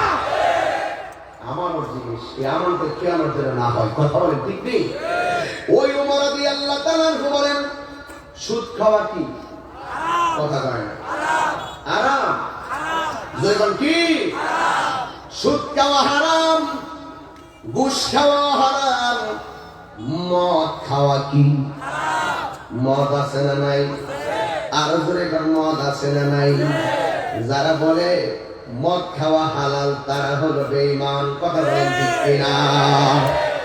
এই মদ যখন আল্লাহ হারাম করেছে, ওমর রাদিয়াল্লাহু তাআলা এর শাসন আমলে, সুবহানাল্লাহ বলেন না, এমন একটা শাসন আমল যেখানে সব দিকটা খবর আছে। রাতের বেলা ঘরে ঘুরা ঘুরা খবর নেই, ওই দিক দিয়া রাখালের খবর নেই, আর এই দিকটা তিনি এখন সমাজ সংস্কারক। সমাজ কেমনে সংস্কার করে? তিনি বললেন, এই আজকে থেকে যারা মদ পান করবি, আমি উমরের তলোয়ার থেকে কেউ বাঁচতে পারবি না। এই ঘোষণা দেওয়ার পরে একটা জিনিস খেয়াল করবেন, যারা খাইতে খাইতে অভ্যাস হয়ে যায়, যত ওয়াজ করেন কোন কাজ হয় না। আমার কাছে একটা লোক কাশতে কাশতে আইতাছে, কাশতে কাশতে আইতাছে, হাতের মধ্যে একটা আপিস বিড়ি। কি বিড়ি? আপিস বিড়ি। এও আবার খাইতে খাইতে একদম শেষ, একদম গুলার মধ্যে এসে বসছে। আবার এসে করেছে, হুজুর অনেক কাশ, একটু দোয়া করেন। আমি কি বাজার দোয়া করবো? শুনেন, এই যে আপনার বাম হাতে যে সুপটা, এইটা আপনি খায় তো বাজার বইরা গেল, মানে দেখেন কই হুঁশারাই বাড়াইছে। এমন নেশা ওয়াজে ধরে না, ওয়াজে ধরে না। খাতা মান্না আলা উলুবি, কথা বুঝেন নাই? ওয়াজে ধরে না। উমর রাদিয়াল্লাহু তাআলা বলছেন, যে মদ পান করবি একদম কল্লা হওয়াই নেই। কিন্তু ওমর রাদিয়াল্লাহু তাআলার কথা শুনে সকল মানুষ এমন ভাবে মদ ঘর থেকে বাইরে ফেলেছে যেন আষাঢ় মাসের বৃষ্টিতে খাল যেতে ভরপুর হয়ে যায়, ঠিক এমন ভাবে ভরপুর হয়ে গেছে, সব পালাই গেছে। কিন্তু একটা লোক আমি ভাবতাম না মদ না খেলে, খেতে রাতের বেলা উঠছে, এমন এক জায়গায় গেছে, যায়া মদ একটা বোতল আগে মারছে মানে একটা বোতল খাইছে, খাইয়া আর একটা বোতল আর একটা বোতল হাতে নিচ্ছে, নিয়া এইভাবে কাপড় দিয়ে বাইন্ডিং করছে, বাইন্ডিং কইরা এই আসনিনা চাদরের ভিতরে এইভাবে ঢুকাইছে, এইভাবে ঢুকাইয়া রাস্তা দিয়া রওনা দিচ্ছে একমাত্র উমরের ডরে। সে খাওয়ার পরে বলতেছে, আল্লাহ উমর তুমি দেখলে দেখছো, উমর যাতে না দেখি, মানে উমর দেখলে তো নগদ বিচার, কথা বলেন না। আর আল্লাহ তো বলবো মরণের পরে না, আগে খাইয়া নয়। কিছু লোক কেমন কিছু গান চিন্তা আছে এরকম, বাপ মা ইচ্ছা মতো ফিরাইলো, বাপ মা ঘুমাই গেলে শেষে দুইটা খালের ভাত যাইয়া ইচ্ছা মতো বাবা ইয়াবা ট্যাবলেট খায়, কথা কন ঠিক না? কেউ দেখে না, যা কেউ দেখে না, দেখে কে? আরো যেখানে দেখে কে? এবার হাতের মধ্যে এই মদের বোতলটা এইভাবে নিয়ে আস্তিনার ভিতরে নিয়ে ঢুকাইছে, ঢুকাইয়া তখন তিনি রওনা দিছে, রাস্তা দিয়ে বাড়িতে আসবে। কিন্তু দেখা যায় যেখানে বাঘের ভয় সেখানে রাত হয়। উমর রাদিয়াল্লাহু তাআলা আনহু মাশাআল্লাহ সামনে দিক দিয়ে হাঁটতেছে। উমর রাদিয়াল্লাহু তাআলা আনহু রাতের বেলা পাহারা দিতেন, কে কোথায় যা। এছাড়া উমর রাদিয়াল্লাহু তাআলার বেলায়েতের পাওয়ারটা কি কম না বেশি? আরো যেরকম কম না বেশি? এবার সে এক বোতল খাইলো, খাওয়ার পরে আরেক বোতল হাত রিজার্ভ করিয়া বাড়িতে যখন রওনা দিল, দেওয়ার পরে হুট করে দেখবেন আমার দেশে কিছু সিএনজির মধ্যে বাবা প্যাকেট থাকে, 1.5 কেজি, 13 কেজি, 50 কেজি। যেই মাত্র দেখবেন পুলিশ দেখে, পুলিশ দেখার পরে সিএনজি ফালাইয়া এর ক্ষেত্রের উপর দিয়া ওই গাঞ্জাটা দৌড় মারে, তখনই পুলিশও বুঝতে সক্ষম হয় ওইটার মধ্যে মা আছে। কি আছে? মা আছে। যেখানে বাঘের ভয় সেখানে রাত হয়, কথা বল ঠিক কিনা? তো ঠিক এতক্ষণ বলতেছে যে আল্লাহ তুমি দেখলে দেখছো, উমর যাতে না দেখে। কেন? উমর দেখলে তো আমার কল্লা ফলাই দিব, উমরের হাত থেকে তুমি এই কথা বললে যেই মাত্র রাস্তার সামনে আসছে, আসার পরে দেখতেছে এই লোকটা হাঁটতে হাঁটতে আসতেছে। আসার পরে উমর রাদিয়াল্লাহু তাআলার সামনে যখন পড়তেছে, ওই মুহূর্তে আবার একটু আগে যেই কথা বলছিল এখন আবার কথাটা পাল্টায় ফেলেছে। আল্লাহ ও আল্লাহ, এতক্ষণ তো বলছিলাম তুমি দেখলে দেখছো, উমর যাতে না দেখে, এখন তোমার একটা কথা বে আল্লাহ, উমর যখন সামনে হয়ে গেছে, আল্লাহ এখন তুমি আমার উমর হাত থেকে বাঁচাই দাও, একটা তওবা করি তোমার কাছে। জীবনে অনেক তওবা করছি, রাখতাম পারছি না, তবে আজকে একটা তওবা করি। কি তওবা? আজকে যদি উমর হাত থেকে আমি বাচ্চা যেতাম পারি, তাহলে জীবনে আমি মদ খাইতাম না। আর যেরকম আল্লাহু আকবার বুঝেন, ঠিক আছে? হ্যাঁ, আমার দেশের ভিতরে কোথায় যেন ওয়াজখানে ঢুকছিলাম, যাক ওখানে যাই। এবার যখন আসতেছে, আসার পরে হযরত উমরের সামনে পড়ছে, পড়ার পরে তখন হুট করে আল্লাহকে বলছে, আল্লাহ আমি যদি এখন উমর হাত থেকে বাঁচতে পারি, তাহলে আর জীবনও মদ পান করব না। এই কথা যখন বলছে, ও মনে হয়ে গেছে আপনার বয়স যদি 42 বা 43 হয়ে থাকে, ওনার বয়স 53 হয়ে থাকে, তাইলে আপনি বলছেন আপনার আব্বাকে আছে নাই, তাই আপনার আব্বার আমলে কিছু গজল চলতো, এরা এইভাবে চোখের পানি ফালানো ফালানো গজল গুলো গাইতো। গাফুর রাহি নাম তোমার আল্লাহ হো আল্লাহ, এগুলো মুরব্বীরা গাইতো, মুরব্বীরা গাইতো এরকম। হ্যাঁ, মিলে মিলে গাইতো আর কি। এবার আরেকটা গাইতো, আমরা তো এখন আধুনিক গজল গাই, আর ওরা গাইতো সালাতু সালাম গয় আমার দুরুদ সালাম গয় আমার কইল নবী মুস্তাফা, তোমরা যদি যাও মদিনায়, তোমরা যদি যাও মদিনায়, ঠিক কিনা? আর আমার আব্বা গাইতো এইভাবে, মনে বড় আশা ছিল যাব মদিনায়, সাউন্ডটা তুলে দাও, মনে বড় আশা ছিল যাব মদিনায়, সালাম আমি করব গিয়ে, সালাম আমি করব গিয়ে নবীজির যায়, মনে বড় মাশাআল্লাহ এই নাই, মনে বড়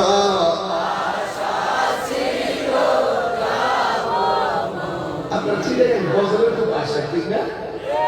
আরব সাগর পাহাড়ি দিব, সঙ্গে নাই মোর তোরি, পাখি নয়তো উড়ে যাব ডানাতে ভর করি।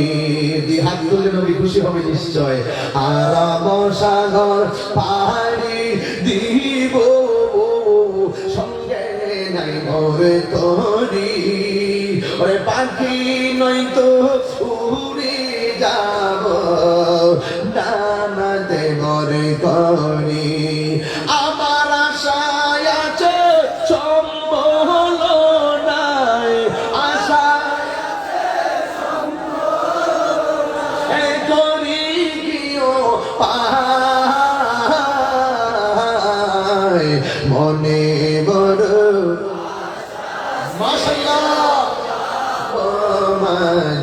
মদিনায়, মনে বড় আশা ছিল যাব মদিনায়, সালাম আমি করব গিয়ে, সালাম আমি করব রাসূলুল্লাহ নবীজির যায়,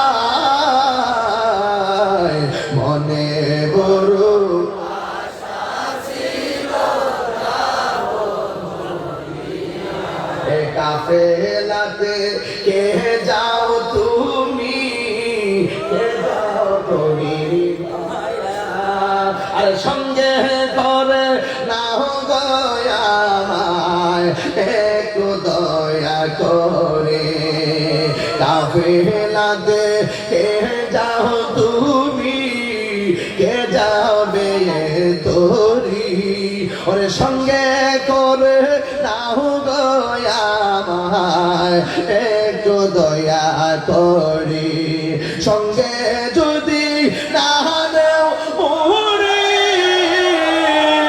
গিয়ে মদিনাতে, পৌঁছাই দিও, আমার সালাম নবীজির চাই। মনে বড় আশা ছিল মদিনায়, মনে বড় আশা ছিল যাব মদিনায়। সবাই কণ্ঠ উঁচু করে সালাম আমি, সালাম আমি নবীজির যায়। মনে বড় দিনায়, মনে বড়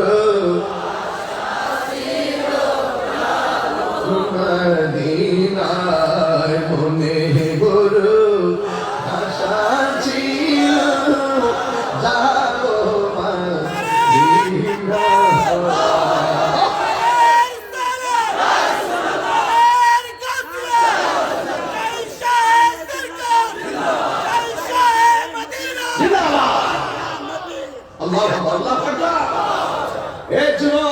একটু সঙ্গীত গাইলাম, মনে হয় যেন একটা নবীর প্রেম সাগরে আপনার হারিয়ে গেছে। অন্তর্জন্ম পয়দা হয়, কথা বলেন ঠিক কিনা বলেন?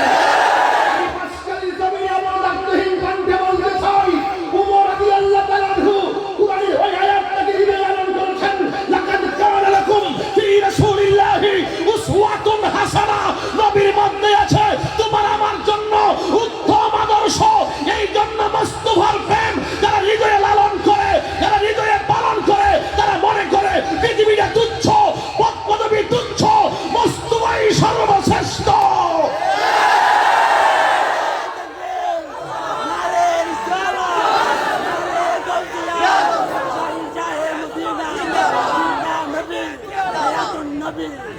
ঠিক কিনা বলেন? আরো যে বলেন ঠিক কিনা বলুন? ওমর রাদিয়াল্লাহু তাআলা আনহু ওমর হয়েছেন মুস্তাফার মহব্বতের কারণে। ওমর রাদিয়াল্লাহু তাআলা আনহু ঈমানের জ্ঞান পেয়েছেন মুস্তাফার নূরানী দর্শন করার কারণে। ওমর রাদিয়াল্লাহু তাআলা আনহু অর্ধ খেলাফ অর্ধ জাহান নেতৃত্ব দিয়েছেন মুস্তাফার আদর্শ বুকে লালন করার কারণে। নবীর আদর্শ ছাড়া সমাজ ব্যবস্থা সুন্দর হতে পারে না, পারে না। ঘরকে সাজাতে চাও, মুস্তাফার রঙে রঙিন হয়ে যাও। এলাকাকে সাজাতে চাও, মুস্তাফার রঙে রঙিন হয়ে যাও। বাংলাদেশকে সাজাতে চাও, মুস্তাফার রঙে রঙিন হয়ে যাও। আমাদের প্রধানমন্ত্রী বলেছিল এই রাষ্ট্র চলবে মদিনার সরদার। আমি বলতে চাই, মাননীয় প্রধানমন্ত্রীকে বলতে চাই, আপনি অনেক আইন পাস করেছেন, আর এই আইন পাস করে দেন। এই দেশে মাদকের বিরুদ্ধে আইন আছে, এই দেশে ঘুষের বিরুদ্ধে আইন আছে, এই দেশে খুনের বিরুদ্ধে আইন আছে, এই দেশে ছিনতাইয়ের বিরুদ্ধে আইন আছে, এই দেশে গুমের বিরুদ্ধে আইন আছে। আর একটা আইন পাস করে দেন, এই দেশে কেউ যদি মুস্তাফার বিরুদ্ধে কথা বলে সর্বোচ্চ শাস্তি দিতেন।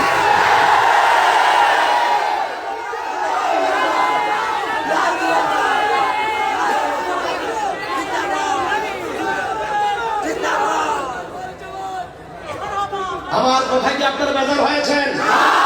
রাগ করেছেন? অভিমান করেছেন? আমার প্রফেট হযরত মুহাম্মদ সাল্লাল্লাহু আলাইহি ওয়াসাল্লাম, there is no God but Allah, Muhammad is the messenger of Allah, আল্লাহ ছাড়া কোনো মাবুদ নাই, মুস্তাফা ছাড়া কোনো গতি নাই। আসো কথা হবে হাসরের ময়দানে, কে কতটুকু বড় হুজুর আর মাইজদা হুজুর আর ছোট হুজুর প্রমাণ হবে হাসরের ময়দানে। এই বাংলাদেশে একটি আইন আমরা চাই কি চাই না? আরো যদি চাই কি চাই না? আমরা আইন হাতে তুলে নিব না। আমরা চাই আইনের গতিতে আমরা মসজিদ বিশিদেরকে কাজ করাই তুলতে হবে। যারা আমার নবীকে শেষ করে মানে না, তারা এই বাংলাদেশে মুসলমানদের ভূতায় এই কাজ ব্যবহার করছে। আমি তাদের বিরোধিতা কিভাবে করি দেখেন। যারা নবীকে শেষ করে মানবে না, এই দেশে যেমন হিন্দু আছে, বৌদ্ধ আছে, খ্রিস্টান আছে, মুসলিম আছে, আরেকটা নাম দিয়া দেওয়া হোক তাদেরকে, ওই নামের উপর তারা ভোটার আইডি কার্ড বানায়, কিন্তু মুসলমান নাম ব্যবহার করতে পারবে না। এবার আমার ফাঁসি রইব পরের জায়গা পরের সে ঘরের মালিক নয়। ঠিক কিনা? এদিকে যাওয়ার পরে আমি পুরা অন্যরকম বর্ষণ করছি, গাইতে প্রস্তুত না। শোনো, কথা সেখানে আমার কথার সাথে বাস্তবতার মিল আছে না নাই? আরো যেগুলো আছে না নাই? ভাবছিলাম না যাতে সিলাই চকরিয়াতে দিনে মাফি আমাকে চলে যেতে হবে, রাত্রে দিনে চকরিয়া রাত্রে হলো রওজান। প্রতিদিন আপনাদের এলাকায় যে বেশি বেশি আসতেছি বলে কি আপনারা রাগ করে আমরা বলছি? বেশি চলে আসছি? বছরে একবার আসতাম। আল্লাহ যতটুকু তকদিরে রাখছেন ততটুকু একবার আমার মুসলিম হবে। আমি জুড়েও পারবো না, বইলেও পারবো না। যা কিছু লিখে রেখেছেন কে? সুই চিনেন? ও ওয়ার্ড হয়ে বসে আমি ঘুমাইছেন তো? সুই চিনেন? কথা বলেন। এই মাস্টার কি বলছে বলো? কি বলছিস? তুমি ঘুমিয়ে গেছো? এই দেখো, এদিকে দেখো, এদিকে দেখো। তুমি সামনে বসছো না?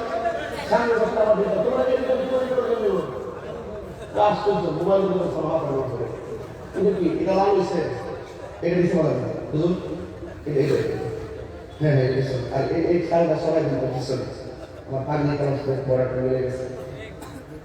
দাও এখানে ভালো দেন, এই বুঝাই দেন দেন দেন দেন হ্যাঁ ঠিক আছে ওকে। আল্লাহ আকবার জোরে বল। ওই ঘুমাই গেছে। আল্লাহ আকবার কন্যা জোরে।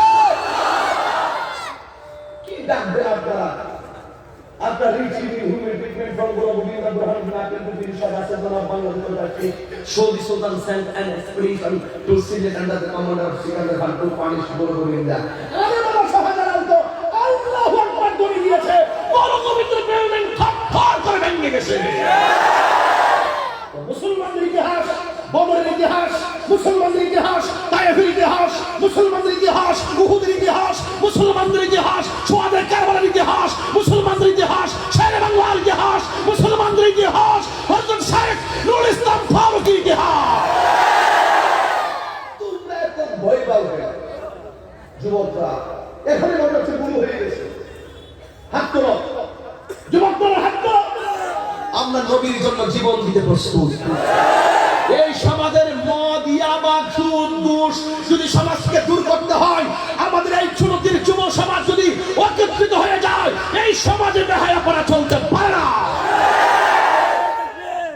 নারে রিসালাত, নারে গাউসিয়া, শাহজাহে মদিনা, বিশ্বের মুসলিম, ভয় করে না বুলেট বোমা, আমরা সবাই নবীর সানা।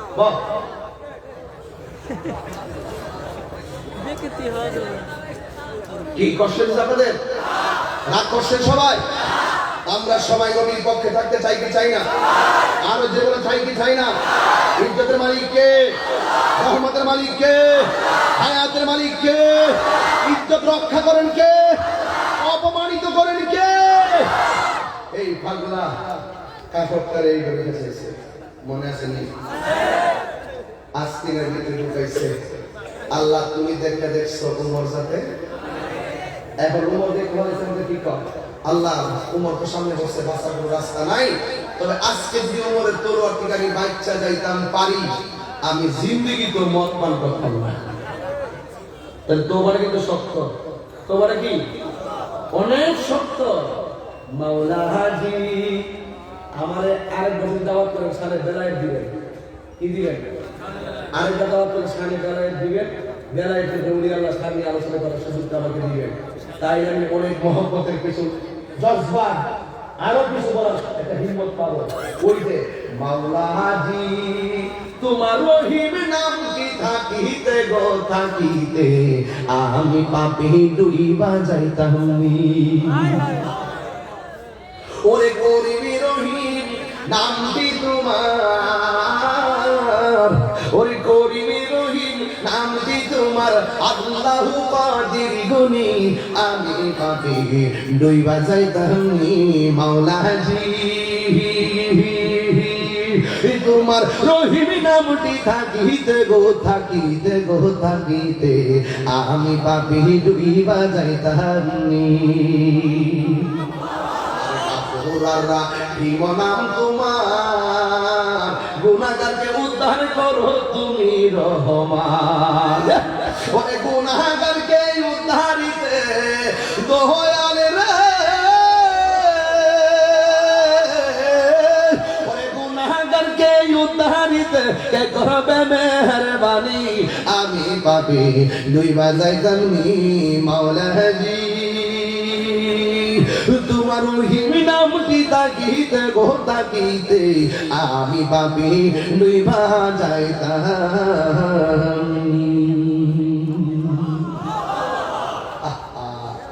তোবার করছে আর উমর কাছে এসে এখানে কি করো, এত রাত্রে একা একা এখানে কি করো? না এমনিতে। তোমার আস্তির ভিতরে কি একটা মদের বোতল বের করো। বের করছে, দেখি ও তোমাকে তো আমি লবণ খাইতে নিষেধ করি নাই, দুধ খাইতে নিষেধ করি নাই, মদ খাইতে নিষেধ করি না। তুমি বাড়ি যাও। কি খাইতে? আমি তো মদ পান করতে নিষেধ করেছি। এক রাতে কাশিটা মধু হয়ে গেছে, আর একটা দুধের বোতল হয়ে গেছে, লেমপিটা পাল্টে গেছে। জোরে সুবহানাল্লাহ। উমর রাদিয়াল্লাহু তাআলা বলেন, এ পাগল, আমি তো তোমাকে মদ পান করতে নিষেধ করেছি, আমি তো তোমাকে মধু পান করতে নিষেধ করি নাই। এবার এই পাগলা চোখের পানি ফেলায় কান্দে।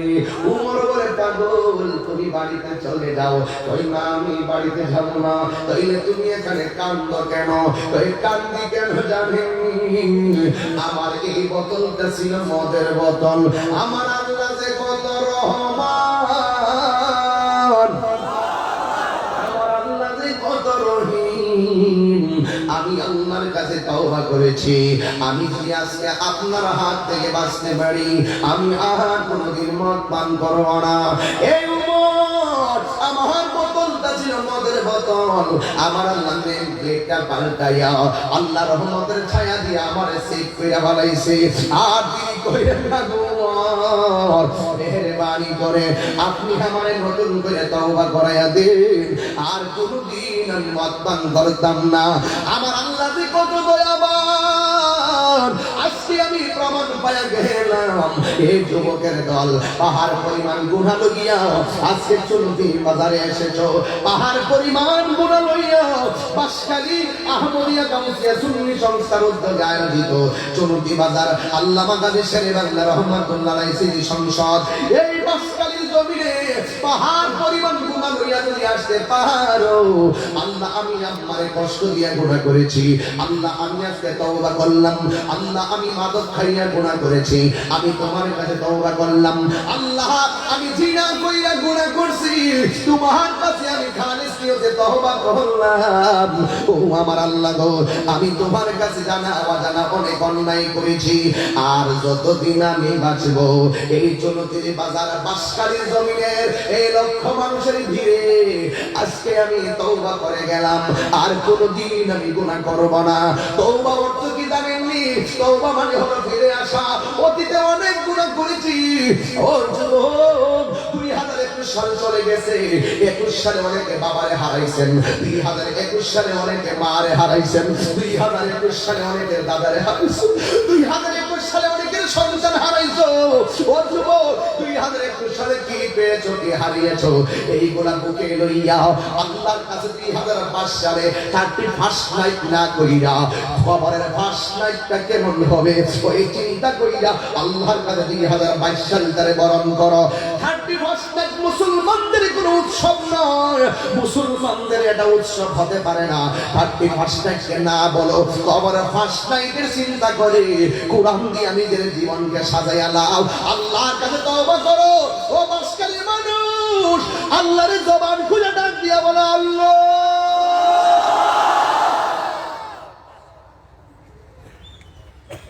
ও আল্লাহ, আমরা জীবনে যত গুনাহ করলাম আর জীবনে গুনাহ করব না।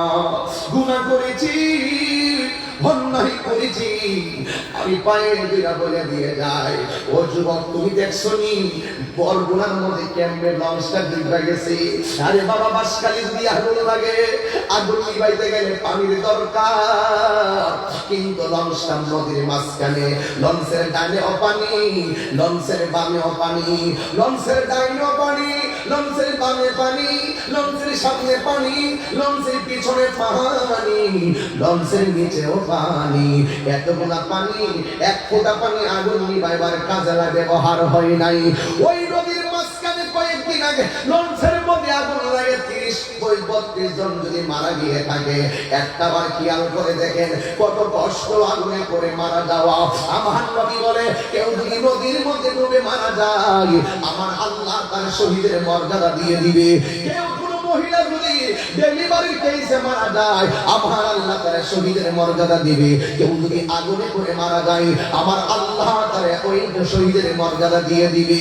ওই নদীর মাঝখানে লঞ্চে আগুন, সব অনেকগুলা মানুষ মারা গেল। একটা বাবা তার সাংবাদিককে বিবৃতি দেয় এইভাবে, ডাক দিয়ে সাংবাদিক ভাই, যখন আগুনটা লেগে গেল, আগুন যেখানে লাগছে সেখান থেকে দৌড়ায় মাথায় আসলাম। আমার কোলের মধ্যে একটা সন্তান ছিল, এই সন্তানটারে লইয়া কি করব? যদি পানির মধ্যে না পড়ি গো, তাহলে আমার শরীর, আমার সন্তান শরীরে আগুন লেগে যাইব। আমি আমার সন্তানটারে লইয়া রাতের অন্ধকারে আগুন, চতুর্দিকে অন্ধকার, শীতে কনকন করে, আর নদীর মধ্যে পানি, কোনো কিনারা দেখা যায় না। বন্ধুরে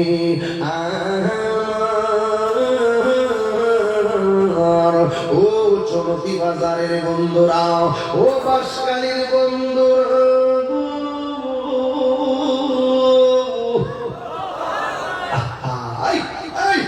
ওই বাবা সন্তানটার লয়ে পানির মধ্যে নেমে গেছে। বাবা বলে, আমি 1.5 ঘন্টা আমার জাদুমণি লইয়া পানির মধ্যে সাঁতরাইলাম, কিছুক্ষণ পরে দেখলাম আমার সন্তানটা লড়ে না, আমার সন্তানটা হাত পা লড়ে না। আমি ততক্ষণ কিনারে দিলাম 1.5 ঘন্টা পরে, কিন্তু এটা দেখে আমার সন্তান দুনিয়া থেকে বিদায় হয়ে গেছে। জুরি জুরি কি আল্লাহু আকবার বলবেন না?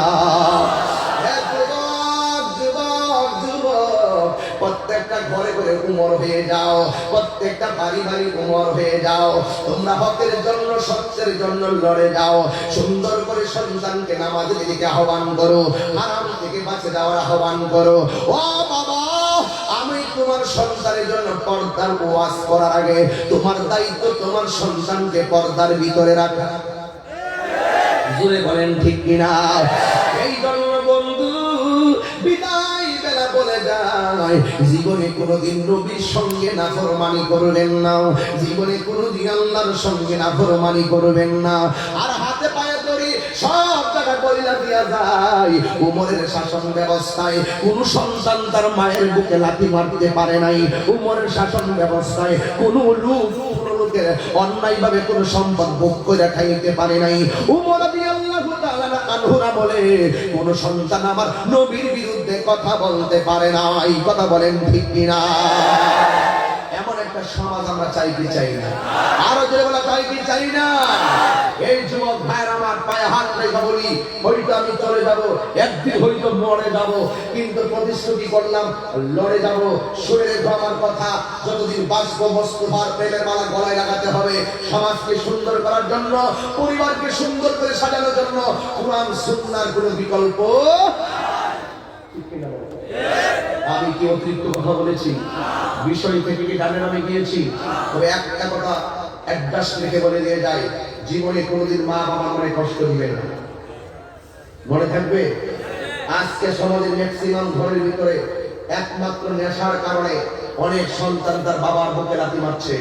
এই যে কিশোর জ্ঞান আছে, একটা কিশোর জ্ঞান, যুবন বয়সের আগের সময়টা কিশোর জ্ঞান, এরা 4-5টা একসাথে চলে, মোটরসাইকেল নিয়ে দৌড় মারে, সুযোগ পাইলে এই 4-5টা একত্রিত হইয়া তার বন্ধু বান্ধবদেরকে গলায় প্যাঁচ লাগাইয়া মাইরা ফেলে। এরকম খুন খারাপি বেড়ে যাচ্ছে।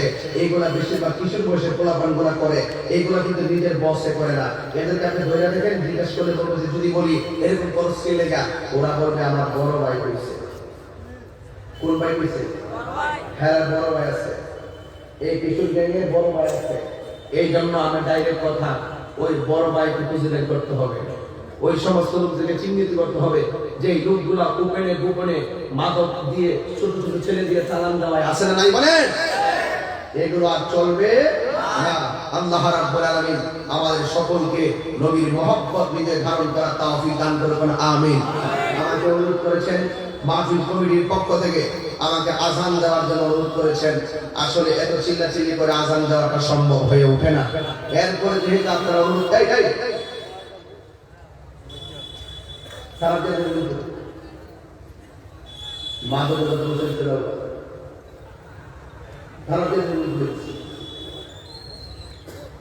ডাইরেক্ট কথা বলেন, মাদক কি চলবে না, বন্ধ হবে।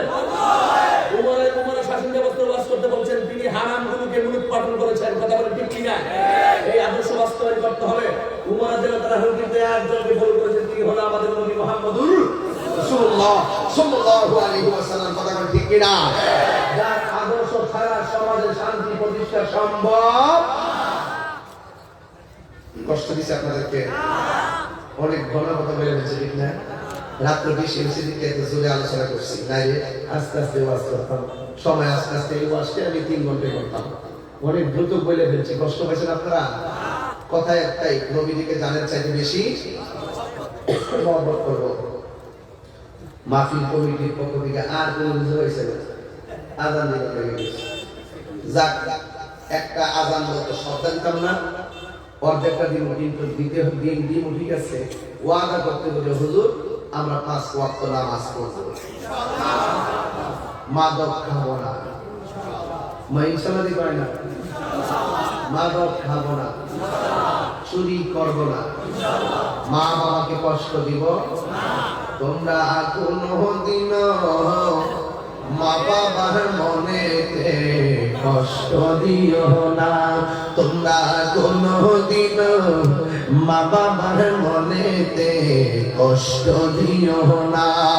ওরে মা বাবার কষ্ট দিলে আল্লাহ জি শোনে না, মা বাবার কষ্ট দিলে আল্লাহ জি শোনে না।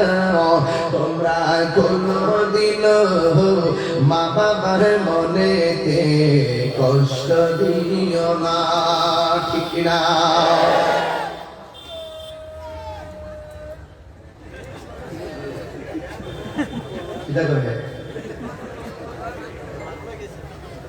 আজান দেব, নামাজ লাগবে নি, আর হালকা বাড়ি উঠছে।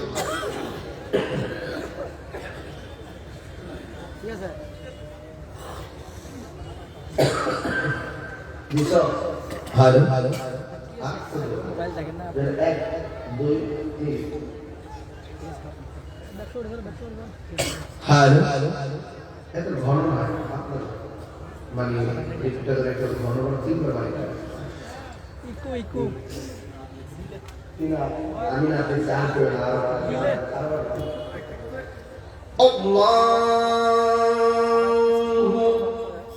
আগাটা দেওয়া লাগে কথা বলি। তোমাদের এখানে কাজ কি শুনেন, আমি যখন আজান দেব আপনারা জোরে আল্লাহ কেমনে বলবেন? আচ্ছা আচ্ছা, মহব্বত কে দিবেন, দেখবেন আল্লাহ তাআলা গুনাহ মাফ করে দেবেন। আচ্ছা, বুঝলাম না এত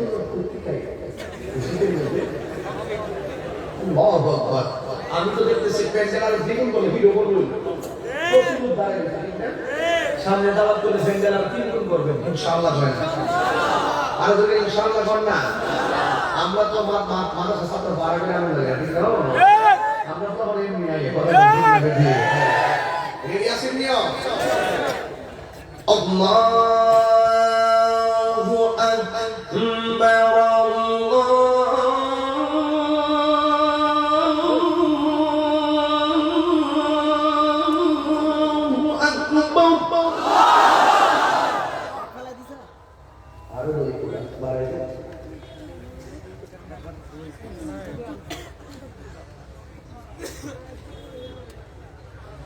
الله أكبر الله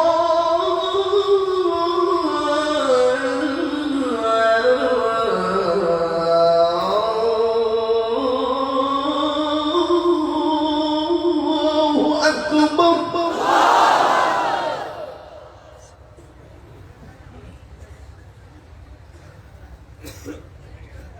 أشهد أن لا إله إلا الله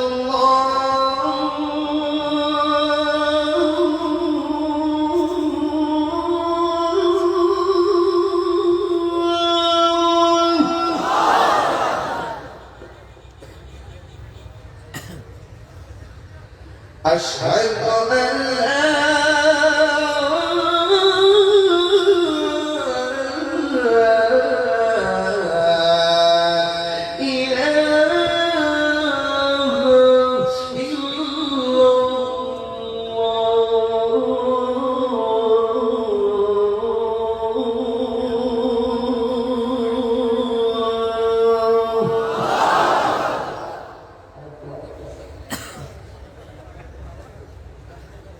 أشهد أن محمدا رسول الله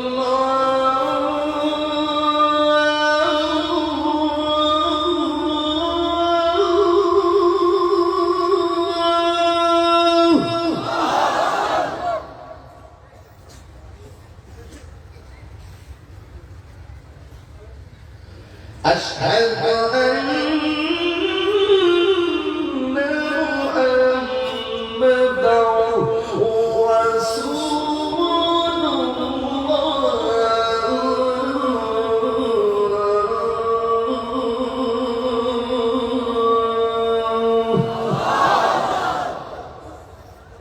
নিজের শরীরে যত শক্তি আছে সমস্ত শক্তি উদাহরণ আল্লাহকে রাখবেন। এই জন্য যে আমি আপনাকে নামাজ দিকে রাখতেছি, আল্লাহ যেন কবুল করুন।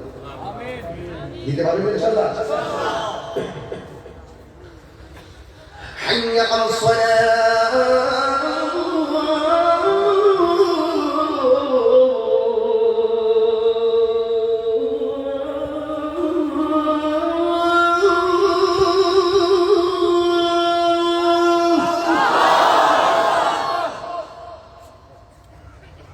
حي على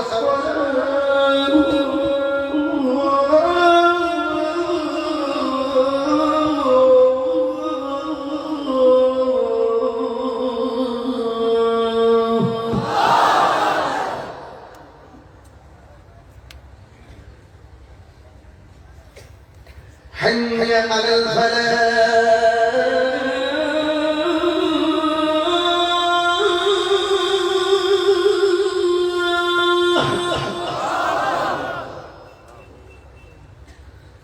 حي على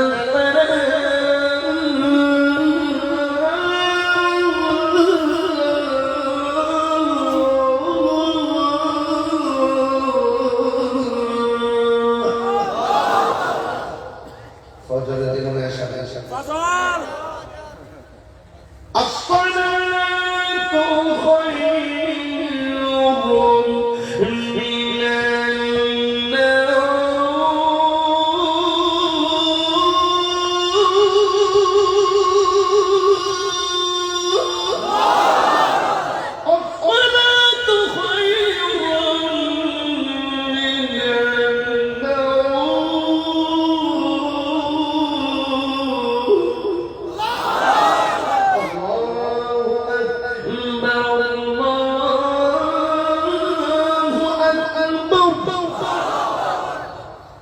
لا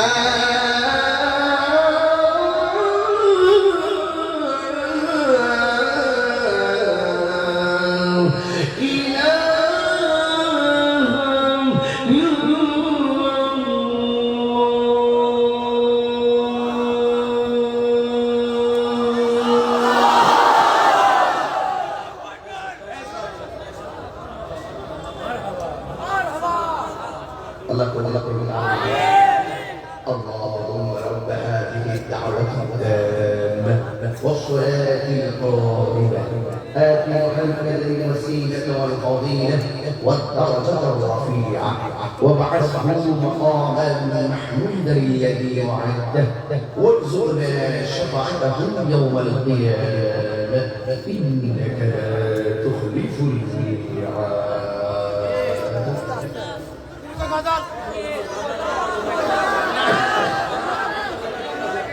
শোনো আপনারা আসলে নাসুর বান্দা এত এত হাত কুমারের আগুন দিছি এখন তো হুজুর গজল গান মানে মহিলা খেলে যত হুজুর গান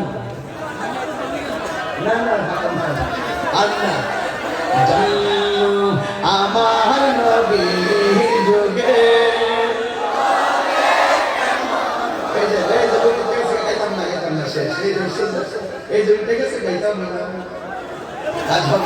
আমি তো বসেন বলতে পারি না বসন পেলে সমস্যা আমি তা দিতাম না জীবনে দেখলাম টান গাইবেন না করে গাইবেন নি মোবাইলে লাইট নিয়ে চলে না কেন মোবাইলে লাইট নিয়ে চলে না কেন আজকে 5 তারিখ টাইম দিয়ে যাই লাইট হবে রাত্র গভীর হইলে কি হয়েছে অসুবিধা নাই আজকে আমরা গভীর সামনে কথা হবে না জন্মে মাও আমার নবীর যুগে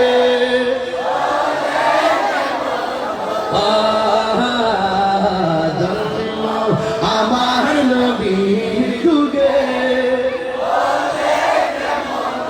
দুনিয়ারে রাসূল পাক দেখিলে কেমন হতো দুনিয়ারে রাসূল দেখিলে কেমন হতো জন্ম হলে কেমন হতো জন্ম আমার নবীর যুগে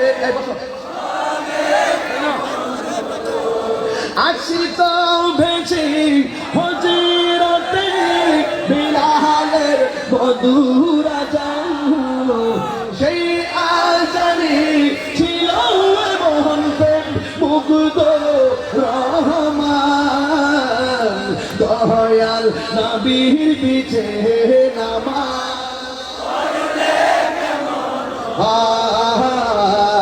দয়াল নবীর পিছে নামাজ দুনয়নি রাসূল দেখিলে জন্ম আমার নবীর যুগে খুশি না বেজা